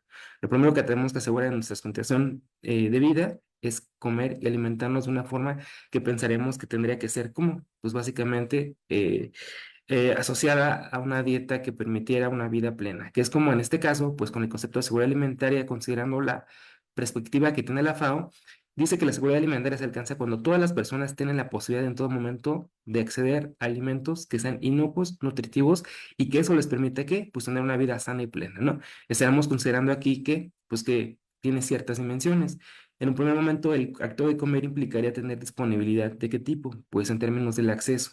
Acceso físico, es decir, que estén ahí, ¿no? Los alimentos, que además de tener un acceso físico, tengamos un acceso económico, es decir, que podamos pagar los alimentos, pero que además de eso, pues tengamos unas reservas alimentarias en nuestro país, ¿no? En este caso, el concepto, hay que decirlo, de seguridad alimentaria, pues es insensible un poco. ¿En qué? En que no importa que las reservas alimentarias de un país se cubran con producción interna, que seamos autosuficientes, o bien que tengamos una alta dependencia de las importaciones, ¿no? Que esto ya pone en cierta situación de vulnerabilidad las posibilidades de acceso a los alimentos para la población, en este caso, pues mexicana, ¿no? Y obviamente que el consumo y la utilización biológica están vinculados a que los alimentos nos hagan bien, o sea, que nos permitan tener una vida plena, que no estemos enfermos, que podamos tener una quizás calidad de vida y una esperanza de vida alta, ¿no? Pero bueno, esto al final del día conjuga el concepto de seguridad alimentaria. La estabilidad en el tiempo, que se considera una cuarta dimensión, pues tiene que ver básicamente con el hecho de que las tres se cumplan, ¿sí? En términos de la seguridad alimentaria, ¿qué factores la amenazan? Pues condiciones que tienen que ver con factores internos y con factores externos. Los primeros tienen que ver con las condiciones nacionales, hay que decirlo así, desde la política económica, las políticas de empleo, que ya tenemos una balanza comercial agropecuaria que sea, en este caso, favorable con un superávit, que la política alimentaria busque realmente una producción interna, ¿no? Entre otros factores, y factores externos tienen que ver ya con las condiciones en las cuales hay el comercio agroalimentario internacional, principalmente la apertura comercial, mencionaba un poco con el modelo de desarrollo económico, las políticas de los países industrializados, cómo pueden presentarse quizás condiciones de especulación de los precios de los alimentos, ¿no? Como fue el caso con fenómenos, digamos, que no son atípicos, ¿no? Que son quizás esperados, pero que afectan de manera directa, como el caso de la guerra actual entre Ucrania y Rusia, ¿no? Que genera oscilaciones en los mercados agroalimentarios, y obviamente también sean nuevos fenómenos como son el cambio climático, lo mencionaba la maestra Ayala, y que afectan principalmente a la producción alimentaria, pero también un fenómeno importantísimo que tiene que ver con además de las guerras, ya con competencias por tierras y agua. ¿Qué tiene que ver esto? El factor climático juega un papel preponderante. China hoy en día es el país que está comprando tierras en Sudamérica para alimentar y asegurar su seguridad alimentaria, para la redundancia, pero produciendo fuera de su escala nacional, ¿no? O sea, está comprando tierras, principalmente en Paraguay y en Chile, para que al final de ellos aseguren tener una reserva interna que no se produce dentro de su nación, pero que al final del día no les va a generar algún proceso de especulación, ¿sí? Bueno, esos factores, digamos, en términos de la seguridad alimentaria, pues implican tener, ¿no? Una condición, decía yo, de suficiencia, ¿no? Pero también que están asociados a algo que tiene que ver con, pues, que la cara opuesta, ¿no? Que es la inseguridad alimentaria. ¿Y qué ocurre cuando básicamente la gente no puede acceder a los alimentos? Y además tiene que ver no solamente con la disponibilidad, sino con la falta de recursos. Entre ellos tenemos ciertos grados, dependiendo qué tanto podemos tener acceso a los alimentos, hasta una situación donde no podemos comer, ¿vale? Bueno, entonces, para lograr revertir las condiciones de inseguridad alimentaria, pues obviamente se establecieron los objetivos del desarrollo del milenio, ¿no? Del desarrollo sostenible, que en este caso son parte de una agenda, ¿no? Es decir, bueno, trazamos los objetivos para lograr nuestra agenda. Entre estos, la seguridad alimentaria se vincula con dos principalmente, que son el número uno, el fin de la pobreza, y el dos, el hambre cero, ¿no? Entre ellos tenemos que, para poder vincular estos dos primeros objetivos, pues hay elementos como tiene que ser la inclusión social, ¿no? El crecimiento económico por obviamente tener recursos, así como la protección ambiental principalmente para la producción alimentaria, ¿no? Y otros elementos que tienen que ver a nivel individual con, pues, tener obviamente personas libres, sanas y seguras, repetimos, o que estén preparadas, productivas, innovadoras, considerando que la alimentación se hace a través del mercado, ¿no? Entonces, esos son los elementos que quisiera considerar. Ahora, en este caso, México, ¿cómo está incorporando esta agenda, no? Pues básicamente considerando elementos que tienen que ver con el bienestar, ¿no? Social, principalmente con esta nueva ley hoy en día, que es primero los pobres y al final del día tener una economía en crecimiento, ¿no? Y que sea un poco más equitativa, justa, más allá de los márgenes, digamos, del neoliberalismo, y que al final del día se busque la reactivación económica y sobre todo un concepto que hoy en boga está sobre el términos no solamente de la justicia social, sino de la justicia socioespacial, ¿no? Es decir, que tenemos desigualdades regionales y por eso, por ejemplo, hay que impulsar el crecimiento regional en el sur sureste con proyectos o megaproyectos como el Tren Maya, entre otros factores. Pero bueno, ¿qué es lo que pasa? De que me voy un poco más rápido. ¿Por qué digo que es una condición estructural la seguridad alimentaria, por eso desarrollo económico? Porque desafortunadamente la seguridad alimentaria está asociada en gran medida a cómo el comportamiento económico se está desempeñando, ¿no? Es decir, si tenemos bajo crecimiento, es esperable que la seguridad alimentaria pues va a tener saldos adversos. En México pasó que desde la apertura comercial un poco que se intensifica con el Telecan, ¿no? En 94 al 2000, pero que coincide con este marco, ¿no? De la seguridad humana, pues vemos que hemos tenido en el país un crecimiento bajo, ¿no? Que al final del día, si bien hemos tenido crecimientos, tengo una tendencia alcista, pero las tasas de crecimiento han estado oscilando en promedio por ahí del 2%, 2.3%, ¿no? En el mejor de los casos. Y eso tiene que ver que inclusive no cubren mucho la tasa demográfica y la otra que no alcanza para poder incorporar a la gente joven al trabajo, ¿no? Estamos teniendo un engrosamiento, por ejemplo, de la informalidad laboral y esto obviamente ya, entre otros factores, pues afecta el nivel salarial, cosa que afecta la seguridad alimentaria por la ingesta, ¿no? De alimentos, pero que tiene que ver también con una política alimentaria que se trastocó derivada del modelo neoliberal y que tuvimos una participación en los 90 de casi el 8% a una marginal participación en promedio hoy en día del 3% del PIB agropecuario, ¿no? En este caso que salvaguardaría la seguridad alimentaria y que vemos que eso también el campo mexicano ya no está aportando para asegurar las condiciones de la alimentación en México, ¿no? Y esto, digámoslo así, pues una alerta, ¿no? Que en este caso desde 2018 se implementó la política más agresiva de tratar de recuperar la autosuficiencia alimentaria y que consistió en los precios de garantía, ¿no? Que al final eran granos básicos que sí consumíamos históricamente y la leche sobre todo, pero que pese a su buena voluntad y cierta forma, pues alcance que se dio al programa, lo que hemos visto es que tenemos de manera desafortunada una alta dependencia todavía de las importaciones en estos granos que se procuraron pues tratar de revertir, ¿no? Con producción interna. Y eso también implica un saldo en la balanza comercial que si bien tenemos un superávit, perdón, desde 2014 y 2015, podemos decir que ese déficit es artificial, porque si le quitamos a la balanza agroalimentaria el saldo de tequila o de cerveza, pues básicamente estaremos tablas o estaremos diciendo que iríamos incurriendo en un déficit estructural de la balanza comercial agropecuaria. ¿Esto qué quiere decir? Pues que al final del día los momentos y los elementos que estaríamos teniendo como base para pensar la seguridad alimentaria interna, pues básicamente no se han podido reactivar, no fungieron dentro del marco del Telecan y también el saldo que hemos tenido es la alta dependencia en alimentos que eran la dieta, ¿no? O eran base de la dieta de la población en México, sobre todo maíz, frijol, ¿no? Trigo, y que obviamente también tiene que ver con algunas frutas y otros cereales, ¿no? Que tenemos. Bueno, ¿qué pasó también? Esta carencia de autosuficiencia alimentaria, es decir, que no puede, el país no pudo producir, asegurar con ello la alimentación, pues digamos, si perdimos esto, ¿qué pasó? Pues que fuimos parte o presa de una situación externa donde la industria alimentaria y sobre todo la alimentación industrial propia de esta capacidad que tuvo el proceso de globalización alimentaria, ¿no? Con la apertura sobre todo de los mercados y el comercio, pues vemos que hoy en día lo que come la población de México son alimentos ultraprocesados. Como ustedes pueden ver en la imagen muy rápido de izquierda, de izquierda del grupo 1 al grupo 4, vamos de alimentos que son sanos a los alimentos que son más dañinos, ¿no? Entonces en México casi el 60% de la producción interna que tenemos son alimentos ultraprocesados que como hemos sabido, y sobre todo en el periodo de la pandemia, pues fueron los que afectaron más las condiciones de salud pública, un poco lo que adelantaba el maestro Marco Vinicio. Tenemos un grave problema de salud derivado de una mala alimentación, ¿no? De malas condiciones estructurales y que son parte de este cambio en el modelo de desarrollo económico que experimentamos, ¿no? Los grupos de alimentos frescos se cayeron, pero también hay que decir que esta nueva consolidación de alimentación industrial, ¿no? Que está afectando la seguridad alimentaria por la dimensión de la utilización biológica de los alimentos, también se complementó con ¿qué? Pues con canales de distribución que al final del día fueron parte también de esta nueva, digamos así, régimen agroalimentario corporativo y que estuvo controlado sobre todo por supermercados, ¿no? Por tiendas de tipo de conveniencia como Oxxo, 7-Eleven, y que ven ustedes en el mapa de la izquierda pueden ver los canales tradicionales donde la gente accedía a los alimentos de manera pues tradicional, ¿no? Sobre todo en provincia, al mercado de manera cotidiana, diariamente quizás, adquirir alimentos, y ahora como somos presa de este tipo de establecimientos que desarrolló la misma industria, pero que al final le están ofertando un tipo de, pues de bienes, ¿no? Que al final están vinculados con malas condiciones de salud. Y como también aquí, pues nada más desde el punto de vista del consumo, ¿no? Considerando esas tres dimensiones, tenemos ingresos que se han mantenido desafortunadamente y en 20 años no ha cambiado la concentración del ingreso, digamos, por coeficiente de Gini, los pobres siguen teniendo lo mismo, ¿no? Básicamente en términos de la participación de la riqueza y sobre todo el rubro alimentario es el que más participación tiene, ¿no? Dentro del punto de la, que se podrían considerar parte, ¿no? Importante del grupo de la seguridad humana, pero la alimentación destaca sobre todo, decir en un primer momento, porque si no comemos, no podemos subsistir. Bueno, ¿qué pasó aquí en términos también de la seguridad alimentaria? Dejamos de comer alimentos que eran saludables. Todo lo que ven en rojo son alimentos que adquirimos en los mercados, en los tianguis, o que la población está acostumbrada a comer.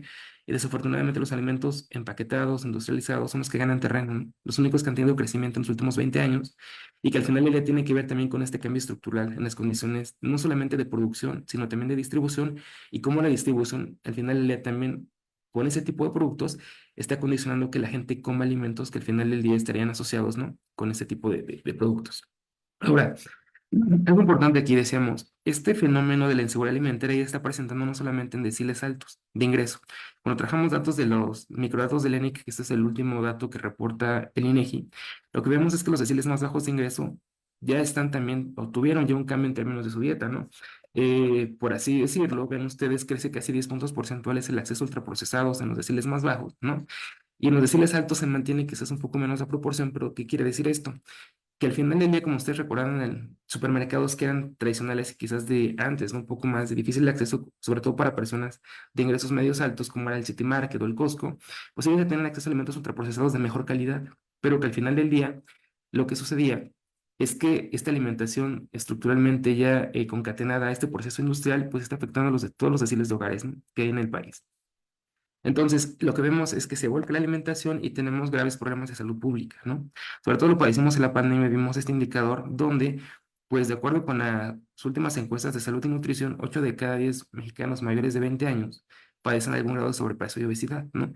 Y sobre todo las enfermedades crónico-generativas asociadas a la mala alimentación y que son un componente de la inseguridad alimentaria, ¿no? En este caso, pues se dispararon principalmente, sobre todo, la diabetes mellitus, ¿no?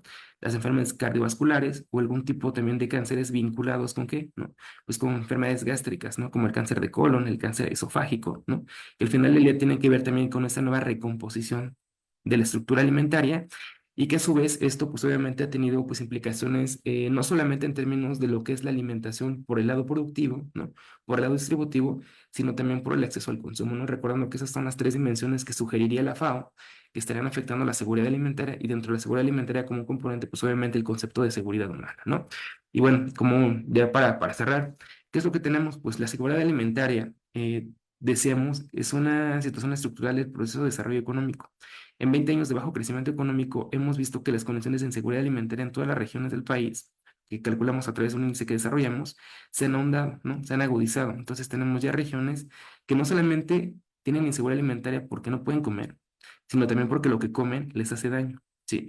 Entonces, esto decíamos, el concepto de seguridad alimentaria estructuralmente es imposible, ¿no? Que se pueda, digámoslo así, ubicar en un marco donde la seguridad alimentaria pensemos que pueda crecer, ¿no?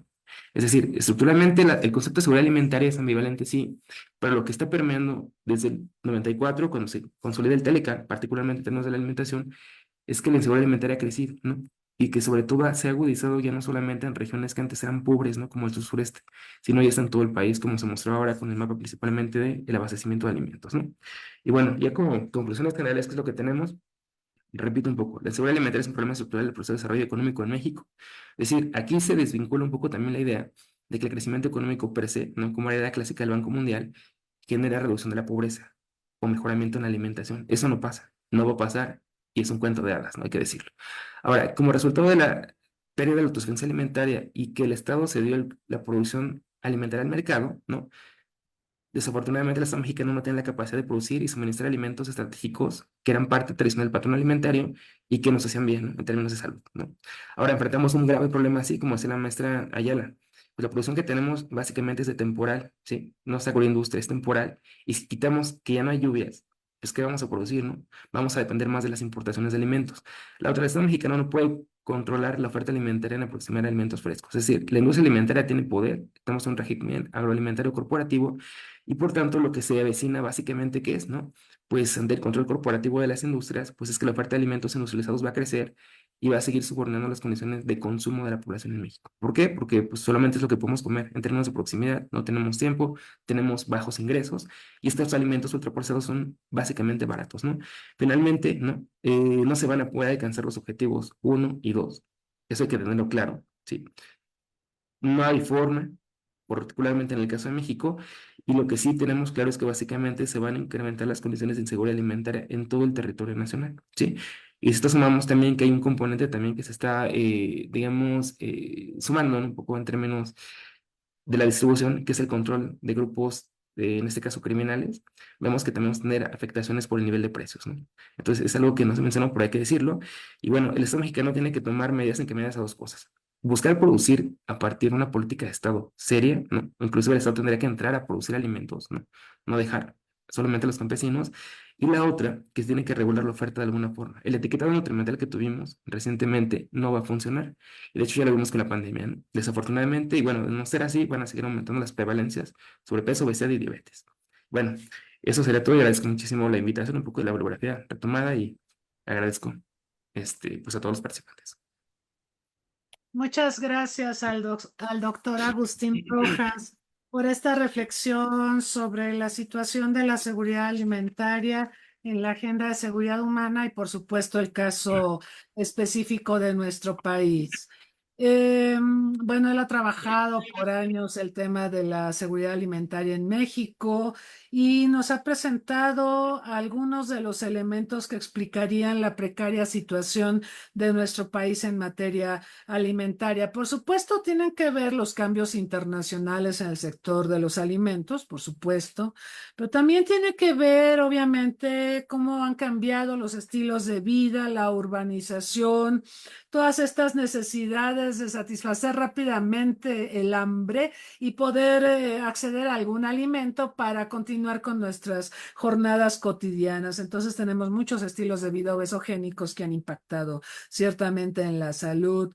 Pero también hay decisiones políticas. Creo que esto es muy importante y no se han tomado las mejores decisiones políticas. México hizo muchas concesiones cuando se negoció el Tratado de Libre Comercio de América del Norte, recordando que negociamos con dos potencias agroalimentarias, Estados Unidos y Canadá, ¿no?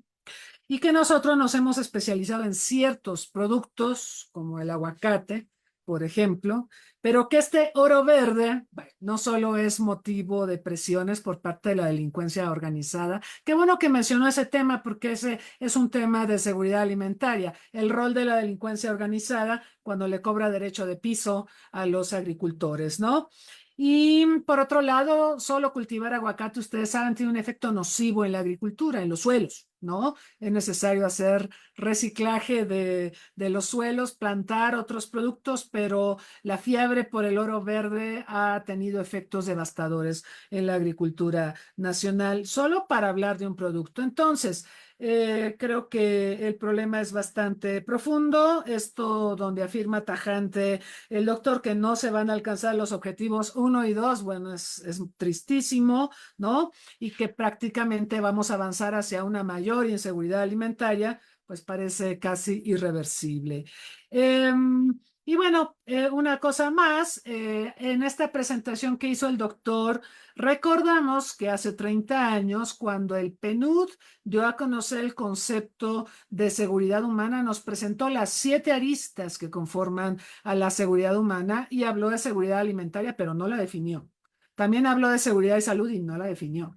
Y habló de seguridad ambiental y no la definió. Esto lo hicieron otros organismos especializados del sistema de Naciones Unidas. Por ejemplo, fue la OIT la que definió seguridad económica, fue la FAO la que definió seguridad alimentaria, fue la Organización Mundial de la Salud la que habló de seguridad y salud. Entonces, esto es algo muy interesante, ¿no? El planteamiento del PNUD y luego, posteriormente, cómo lo abordan organismos especializados del sistema de Naciones Unidas para darle contenido a estos conceptos que hoy son conceptos de uso cotidiano. Bueno, muy bien, muchas gracias a nuestros 3 expositores. Les aviso que tenemos un buen de preguntas. Entonces, voy a comenzar con la que está aquí mismo en Zoom. Me parece que es para el maestro Marco Vinicio. Dice, doctor Gallardo, Betty Reardon vinculó la violencia al patriarcado, guerras, conquistas, extracciones de recursos naturales, discriminación de mujeres y esclavas, esclavos. Si no erradicamos este proceso de raíz con una seguridad humana integral que incluya la seguridad de género con construcción social, así como la seguridad de comunidades indígenas, 5% que cuidan 80% de la biodiversidad, muy buen punto, así como la cultura de paz, como lo ha planteado la UNESCO, queda como concepto contestado y limitado para la humanidad, la igualdad y la erradicación de la violencia. Muy importante el tema género que no abordó el concepto de seguridad humana. Va de refilón, sí, va de refilón. pero realmente seguridad de género es un tema que se ha ido empoderando en la agenda internacional después de que apareció el informe de desarrollo humano del PNUD de 1994. Bueno, además de esa pregunta, tenemos otras que nos han llegado a través de Facebook. Dice la siguiente pregunta, Pablo González. Esta división entre derechos civiles y políticos versus derechos económicos, sociales y culturales pervive al día de hoy. Biden, por ejemplo, ha puesto por delante a la democracia y ha enarbolado una cruzada contra el autoritarismo, pero no ha declarado una cruzada contra las desigualdades socioeconómicas. ¿Qué opinan al respecto? Siguiente pregunta de Laura Gómez. ¿Creen que la cooperación internacional carece de fondos por la covidización de la agenda global durante la pandemia y ahora por culpa de la guerra entre Rusia y Ucrania? Algo mencionó la maestra Citlali, pero si pudiera abundar. Otra pregunta, también de la misma persona. ¿Qué opinión tienen de Cindy McCain al frente y por su desempeño en el Programa Mundial de Alimentos? Bueno, para el público que nos acompaña, Cindy McCain es la viuda de John McCain y ella fue investida con la responsabilidad de presidir el Programa Mundial de Alimentos. Entonces están preguntando, me imagino que es una pregunta para el doctor Rojas, ¿cómo ha sido el desempeño de Cindy McCain al frente del Programa Mundial de Alimentos? Preguntan también, ¿podrían explicar la política alimentaria de China? El segundo, ahora es el segundo país más poblado del mundo, un tema importantísimo, ¿no?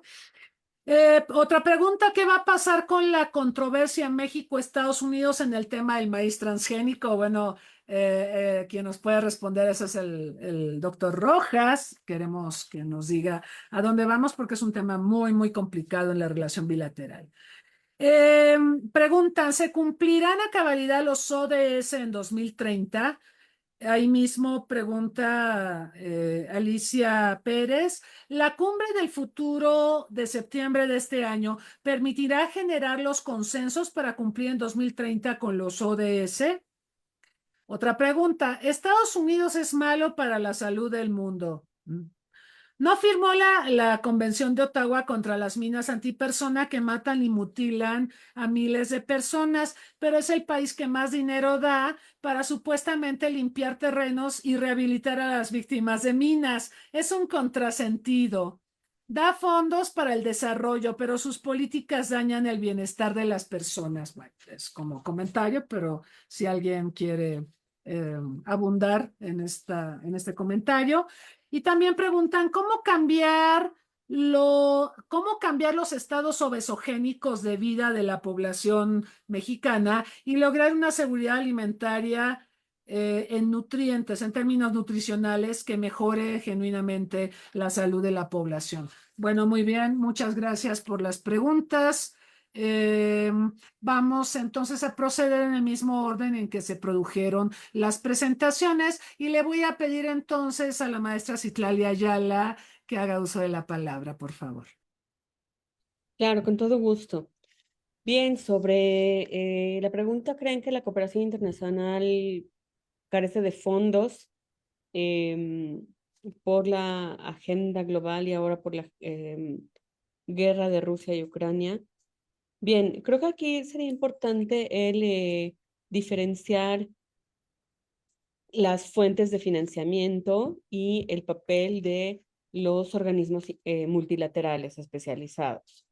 En cuanto a aquí quisiera, para aclarar el punto de financiamiento, ¿no? De financiación del desarrollo y financiamiento de la cooperación internacional a quien hace la pregunta y al resto de nuestro público, pues me gustaría hacer la precisión del concepto ayuda oficial para el desarrollo, ¿no? Ayuda oficial al desarrollo, la AOD, ¿no? Official Development Assistance en inglés, la ODA. La AOD, ese monto, ese flujo de recursos financieros que dan los países que pertenecen al Comité de Ayuda al Desarrollo, ¿no? Al CAD, de la Organización para la Cooperación y el Desarrollo Económico, ¿sí? La OCDE. Entonces, todo lo que engloba la AOD es lo que los países dan, canalizan, ya sea vía créditos suaves o ayuda oficial al desarrollo, ayuda reembolsable o no reembolsable, ¿sí? Y que se ha hecho se ha impulsado de manera importante el entender esta cooperación como una cooperación internacional para el desarrollo y no como una asistencia. Es decir, quitarle esta connotación asistencialista a la ayuda oficial al desarrollo. Entonces, tenemos por el otro lado la financiación del desarrollo, ¿sí? La financiación del desarrollo que las agencias de Naciones Unidas dan en diferentes, no las agencias, los países a través de las agencias de Naciones Unidas dan en diferentes fondos. Y esto también está relacionado con la evolución del concepto de la financiación del desarrollo y de la AOD al TOSD, no TOSD, que le llaman el Total Official Support for Sustainable Development, ¿sí? La ayuda oficial total para el desarrollo sostenible. Entonces, sí se hace un poquito más complejo, pero es importante como tener las diferentes bolsas de dinero, ¿no? Entonces, ¿qué sucedió con la pandemia, con la covidización de la agenda global? Bueno, pues que muchos fondos de cooperación, tanto de la AOD como de los organismos multilaterales especializados, tuvieron que hacer ajustes muy rápidos para dar respuesta a la emergencia del COVID. También, pues, los estados tuvieron que dar esa respuesta. Vimos una fragmentación por ejemplo, en la Unión Europea, en donde la respuesta fue más poco coordinada, ¿sí? Y pues sí, poco coordinada, para decirlo en corto. No hay una carencia de fondos como tal, como la que refiere. Sí hubo que hacer un ajuste y revisar en los años siguientes, ¿no? En 21, 22, 23, cómo cambiaba, porque había que dar respuesta a la cuestión de salud, y esto se dio vía la creación y la alimentación de fondos existentes en ese momento de vacunación, atención a la emergencia sanitaria y por el otro lado a la recuperación económica de pues todo lo que estaba perdiendo en empleos, empresas y mitigación de la cuestión económica perdida por el COVID. Entonces, hubo un replanteamiento y sí hubo una consideración de la cuestión sanitaria en la cooperación internacional para el desarrollo, en la agenda de cooperación. Por supuesto, el desarrollo como tal, pues miró hacia la salud y eso no se ha perdido, pero sí hubo un cambio.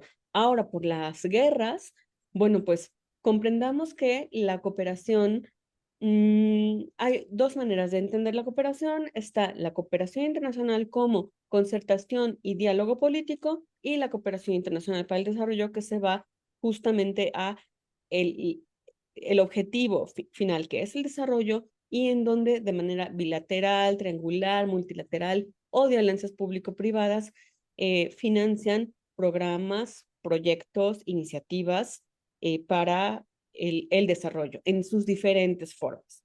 Entonces, lo que es la concertación política y el diálogo es lo que atiende los conflictos bélicos. Entonces, son diferentes formas de mirar, de analizar y de financiar. Y un punto importante ya para no monopolizar el micrófono, que la AOD no considera o no consideraba la financiación de acciones militares en su concepto de cooperación internacional para el desarrollo o ayuda oficial al desarrollo. ¿Cuál es el punto importante aquí? Que Estados Unidos es el único país que siempre ha considerado a las actividades bélicas dentro de su A o D. Y aquí es donde sí afecta el dinero que se va para, pues, por ejemplo, con Ucrania o con Israel. Entonces, bueno, hasta aquí lo dejo porque esto da para más puntos. Gracias. Muchas gracias. Este último comentario corrobora que lo que decía una persona que mandó un comentario, decía que Estados Unidos es malo para la salud del mundo. Bueno, sí, incorporar lo militar en la cooperación al desarrollo, sí, sí, sí. De hablar. Bueno, vamos con el maestro Marco Vinicio Gallardo, por favor. Sí, muchas gracias, María Cristina. Yo me voy a centrar en un par de preguntas. Aquí hizo Úrsula sobre el tema de la violencia de género, el patriarcado y demás. Hace algunas aseveraciones y demás de por qué no se podría incluir el tema de la seguridad de género, la seguridad de la comunidad indígena, el tema de seguridad humana. Esto es lo que yo opino, y es lo que traté de explicar en mi intervención, que hay una complementariedad entre el tema de seguridad humana y derechos humanos. Recordemos que el tema de seguridad humana tiene 7 elementos globalizadores, ¿no? Que es el de la seguridad económica, ambiental, de salud alimentaria, personal, comunitaria. Eh, y la importancia es que tienen que verse estos dos temas, muy importantes, pero como estos dos temas hay un sinfín de temas también relevantes que deben incorporarse, deben de verse de manera transversal, tanto el género como el tema de las comunidades indígenas, para todos los temas que acabo de mencionar, que toma el tema de la seguridad humana. Sobre todo porque hay un desarrollo muy rico desde el ámbito de los derechos humanos para el desarrollo de instrumentos, convenios, tratados, pactos en tema de género, mujeres, y el tema de los derechos de los pueblos indígenas. Entonces, por eso, insisto, la complementariedad de estos dos temas. Aquí lo importante es seguir caminando también lo manifestaba en mi intervención, en la construcción conceptual de los temas que tienen que abordarse para desarrollar y consolidar el concepto de seguridad humana. Seguimos construyéndola 30 años de su creación. Igualmente, se tendrá que seguir construyendo y fortaleciendo estos dos temas muy importantes que pone Úrsula sobre la mesa. Y por otro lado, contestar la pregunta que hicieron sobre los derechos, la división que hay entre los derechos civiles, políticos y los derechos económicos, sociales y culturales. Yo coincido completamente. La Declaración de Viena de 1993, donde puso al mismo nivel a estos derechos, no se ha consolidado, sobre todo porque el mundo occidental, ya lo comentaba María Cristina, le dio prioridad desde la Guerra Fría y demás a los derechos civiles y políticos, y el ámbito desde de la Unión Soviética a los económicos, sociales y culturales. Y también hay una cuestión que quisiera comentar, que es una opción de los fondos también. No es lo mismo defender y hacer justiciable los derechos políticos y sociales que los económicos, sociales y culturales, porque estos dependen de la capacidad económica de cada estado para garantizar el derecho a la salud, a la vivienda, a la educación, etcétera. Entonces, por eso es un tema también de fondo que seguirá dándose las siguientes décadas. No va a haber una igualdad in situ, pues por todo lo que implica este tipo de derechos, pero sí tiene que haber un abordaje metodológico, conceptual, de verlos de la misma forma, obviamente, con estas aristas que estoy mencionando, pero va caminando en ese sentido. Digo, fueron varias décadas que se mantuvo esta división, a partir del 93, que está cumpliendo 31 años, la Declaración de Viena, se dio toda esta discusión, y el cariz que tiene pues todos los las instancias de Naciones Unidas para empujar estos dos tipos de derechos. Yo hasta ahí lo dejaría para dejar el micrófono a los Gracias al maestro Marco Vinicio. Simplemente comentar sobre el comentario que creo que eso explica también por qué surgió la responsabilidad de proteger, porque cuando ponemos en la mesa las 7 seguridades que forman parte de la seguridad humana, resulta que aquellas que están vinculadas a temas de violencia y demás, pueden ser combatidas en la coyuntura, en los horizontes políticos que tienen los gobernantes. Mientras que, por ejemplo, promover la seguridad alimentaria, promover la relación equilibrada entre seguridad y salud o la seguridad ambiental, requieren horizontes de mediano y largo plazos, ¿no? Por eso surgió responsabilidad de proteger, porque se decía, si tenemos una situación de conflicto donde se están violando derechos humanos, tiene que intervenir la comunidad internacional para detener esa violencia. Y eso se puede hacer relativamente de manera más expedita que combatir la pobreza en el mundo, la desigualdad o la falta de acceso a servicios de salud. Entonces creo que es parte de lo mismo. Y esto pues nos tiene que seguir llevando a la reflexión respecto a cómo empatar, ¿sí?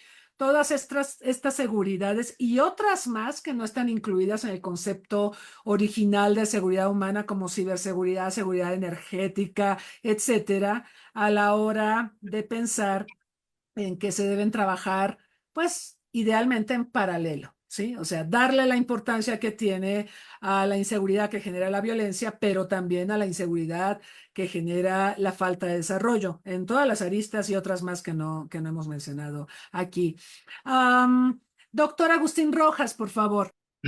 Gracias, doctora María Cristina. Bueno, bueno, si recuerdo bien, había unas preguntas vinculadas sobre, en principio, sobre el Programa Mundial de Alimentos con Sidney McCain, ¿no? Creo que estaba vinculada a cómo era la gestión que tenía la embajadora McCain. Pues bueno, miren, yo pienso que no es tanto ubicar, ¿no? Quién es el director en este momento del Programa Mundial de Alimentos, sino más bien en términos generales qué es el Programa Mundial de Alimentos, ¿no? O sea, creo que debemos ubicar que la gestión pues realmente es reciente, no podemos decir que ya entró, creo que el año pasado, si no recuerdo, por agosto, de marzo, agosto, recuerdo que fue el cambio, ¿no? Entonces, el programa no ha tenido, digamos, una situación de modificaciones estructurales respecto a su funcionamiento, ¿no? Más bien el Programa Mundial de Alimentos lo que hace, pues, literalmente es ayudar desde el punto de vista de programas, sobre todo alimenticios, ¿no? Para situaciones que tienen que ver, por ejemplo, con conflictos bélicos, desplazamientos, ¿no? Pero que pues, realmente al final del día, pensémoslo así, es un factor paliativo, ¿no? O sea, en términos de que, bueno, trato de subsanar un poquito la herida, pero que la herida está abierta, ¿no? En términos generales. Pues no puedo decir mucho de McCain porque al final del día pues solo viene de la FAO, ¿no? Hay que decir que tuvo un trabajo ahí como representante de Estados Unidos. Lo que sí hay que decir, pues bueno, obviamente que también la política que se habría que ver que se puede desempeñar en términos de que pues Estados Unidos es un principal agroexportador y que dentro del marco inclusive de Naciones Unidas tiene fuerte influencia en términos de cómo se están, digamos, modificando la estructura inclusive no solamente del punto de vista de la producción agroalimentaria mundial, ¿no? Sino también en términos de la asignación, y que eso tiene que ver un poquito, vamos a pensarlo así, ¿no? Sobre todo también con una cuestión asociada más a la producción, pero desde el punto de vista de la oferta. Pongo el caso, nada más de manera muy rápida, ¿no? Sobre todo situaciones que pasaron como en Estados Unidos, ¿no? De cuando la gente tuvo un colapso por la pandemia de diabetes o la epidemia de diabetes, pues la primera propulsora de esta campaña, inclusive que vino desde los Obama, ¿no? De muévete más para que te ejercites, pues fue Coca-Cola, ¿no? O sea, primero te enfermo y luego ya te doy soluciones, trato de darte una palmadita en la espalda para que te mejores, pero cuando en cierto sentido no se cubre una función estructural. En este caso, Programa Mundial de Alimentos, lo que está haciendo es tratar de regular una cosa, decir que no se muera la gente, pero cuando no se está actuando sobre algo que es importantísimo, nada más de manera muy rápida, ¿no? Para seguir. Yo recuerdo que la FAO en el 2011, 2012, no sé por qué sucedió, subieron un informe donde decía que la población mundial tenía la capacidad para alimentarse 2 veces, ¿no? Entonces, el hambre crónica y las hambrunas mundiales, sobre todo en África, eran artificiales, ¿no? Porque hay un control corporativo de los alimentos y obviamente por ciertos países. Después el informe lo bajaron. Ya realmente yo lo tengo impreso, es que hago una joya porque nunca lo volví a encontrar en la red. No. Esto es alarmante, ¿por qué? Porque el problema se puede subsanar, ¿no? Y las agencias de Naciones Unidas reconocieron que la alimentación, ¿no? En términos generales, tiene una escasez de tipo artificial y no natural, ¿no? O relativa, ¿no? Ese es ese primer momento.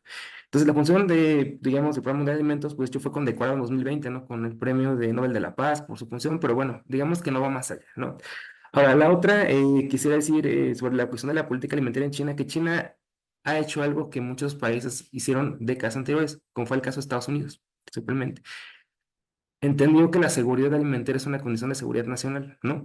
En términos generales, si tú no tienes tus alimentos, siempre vas a ser vulnerable ¿en qué? A que tengas los alimentos, a que tengas y puedas pagar el precio de los alimentos que tienes que importar, y la otra que tengas una fuerza de trabajo, no necesariamente en términos de la masa o del grosor de trabajadores, sino una agricultura tecnificada. ¿Por qué? Estados Unidos exporta a muchísimos países, sobre todo granos básicos, y la participación que tiene la agricultura en el PIB de Estados Unidos es marginal. Estamos hablando que es del 1%, 1 a 1,3%, 1,3%. Entonces, ¿qué quiere decir? Que una nación que entendió esta política, ¿no? Al final del día, en cierto sentido, logró tener unas condiciones de seguridad nacional y que obviamente estaría pensado esto por un poco la seguridad humana.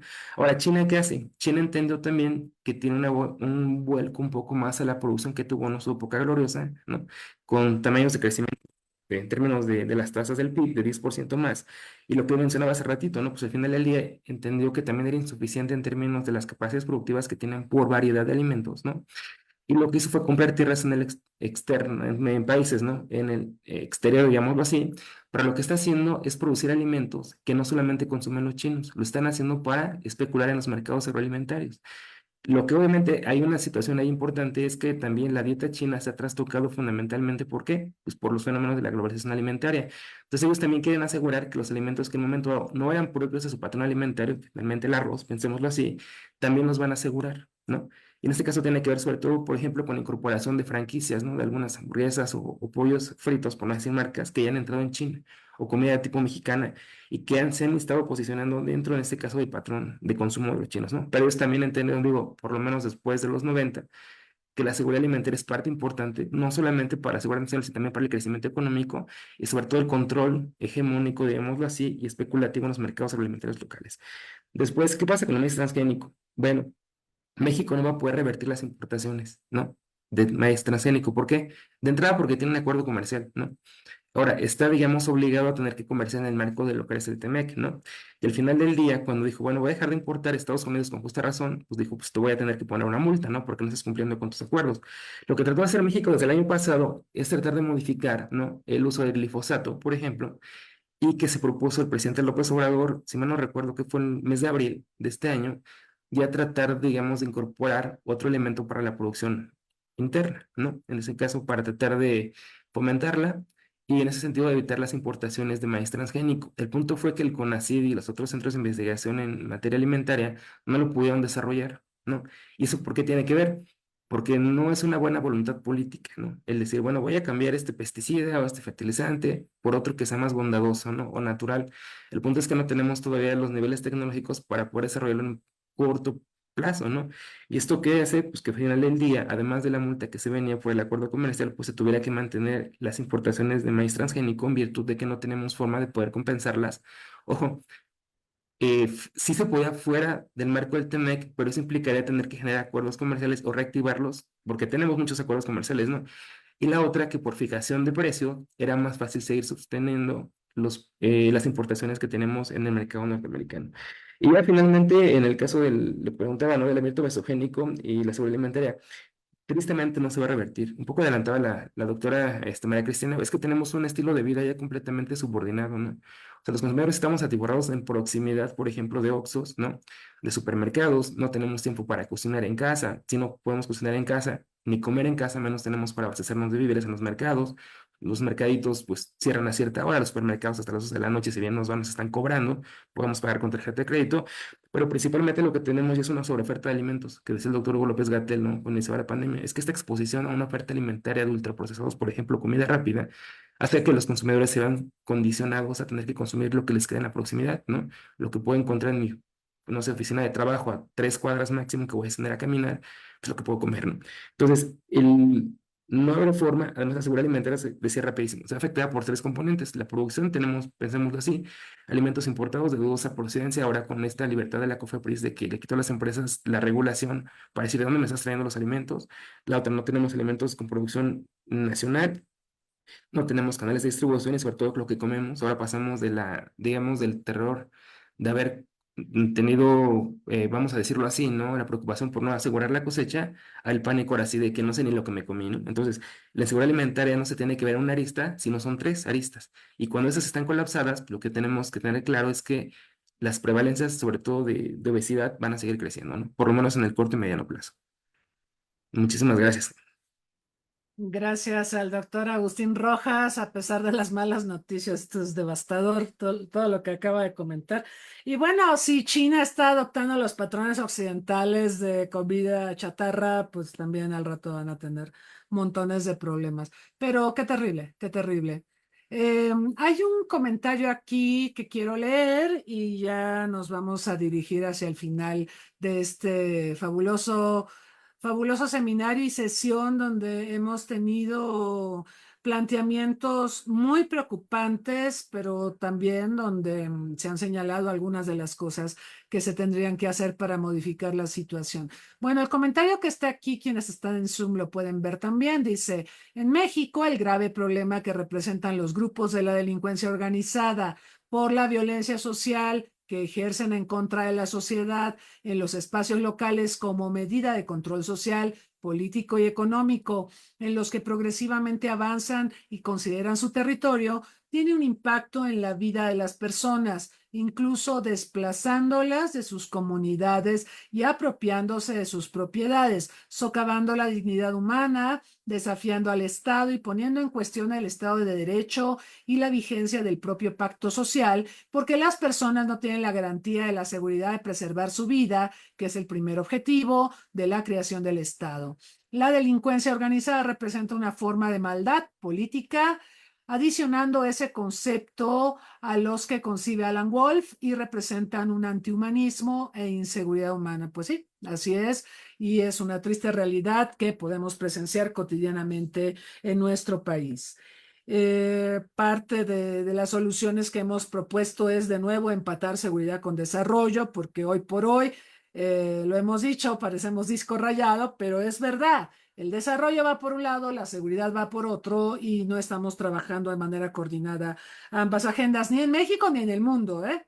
Entonces, eso está evitando la consecución de muchos objetivos que tendrían que incidir positivamente en sociedades más seguras y también sociedades con mejores niveles de calidad de vida.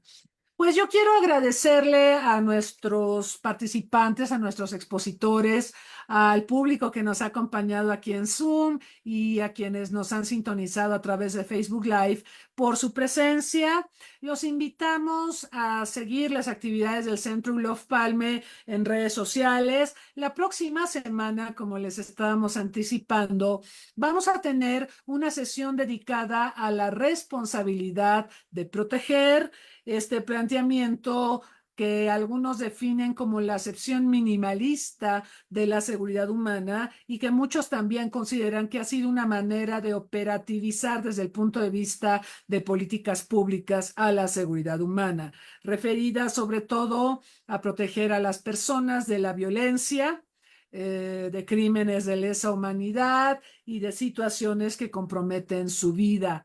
Hablaremos de este tema y hablaremos de los asegúnes de este tema, porque la responsabilidad de proteger ya es un principio aprobado tanto por el Consejo de Seguridad de las Naciones Unidas como por su Asamblea General. Ya ha tenido aplicaciones muy polémicas, como lo vimos en el caso de Libia, por ejemplo. Así que tendremos aquí a los expertos para hablar de la responsabilidad de proteger y los invitamos a acompañarnos dentro de 8 días a las 9 de la mañana. Les recordamos también a aquellas personas que se inscribieron para este seminario que existe la opción de una constancia con valor curricular. Comuníquense al correo electrónico registrowebinar.ceop@gmail.com para tener más información. Gracias de nuevo a todos, a todas. Les deseamos un lindo fin de semana y nos vemos pronto.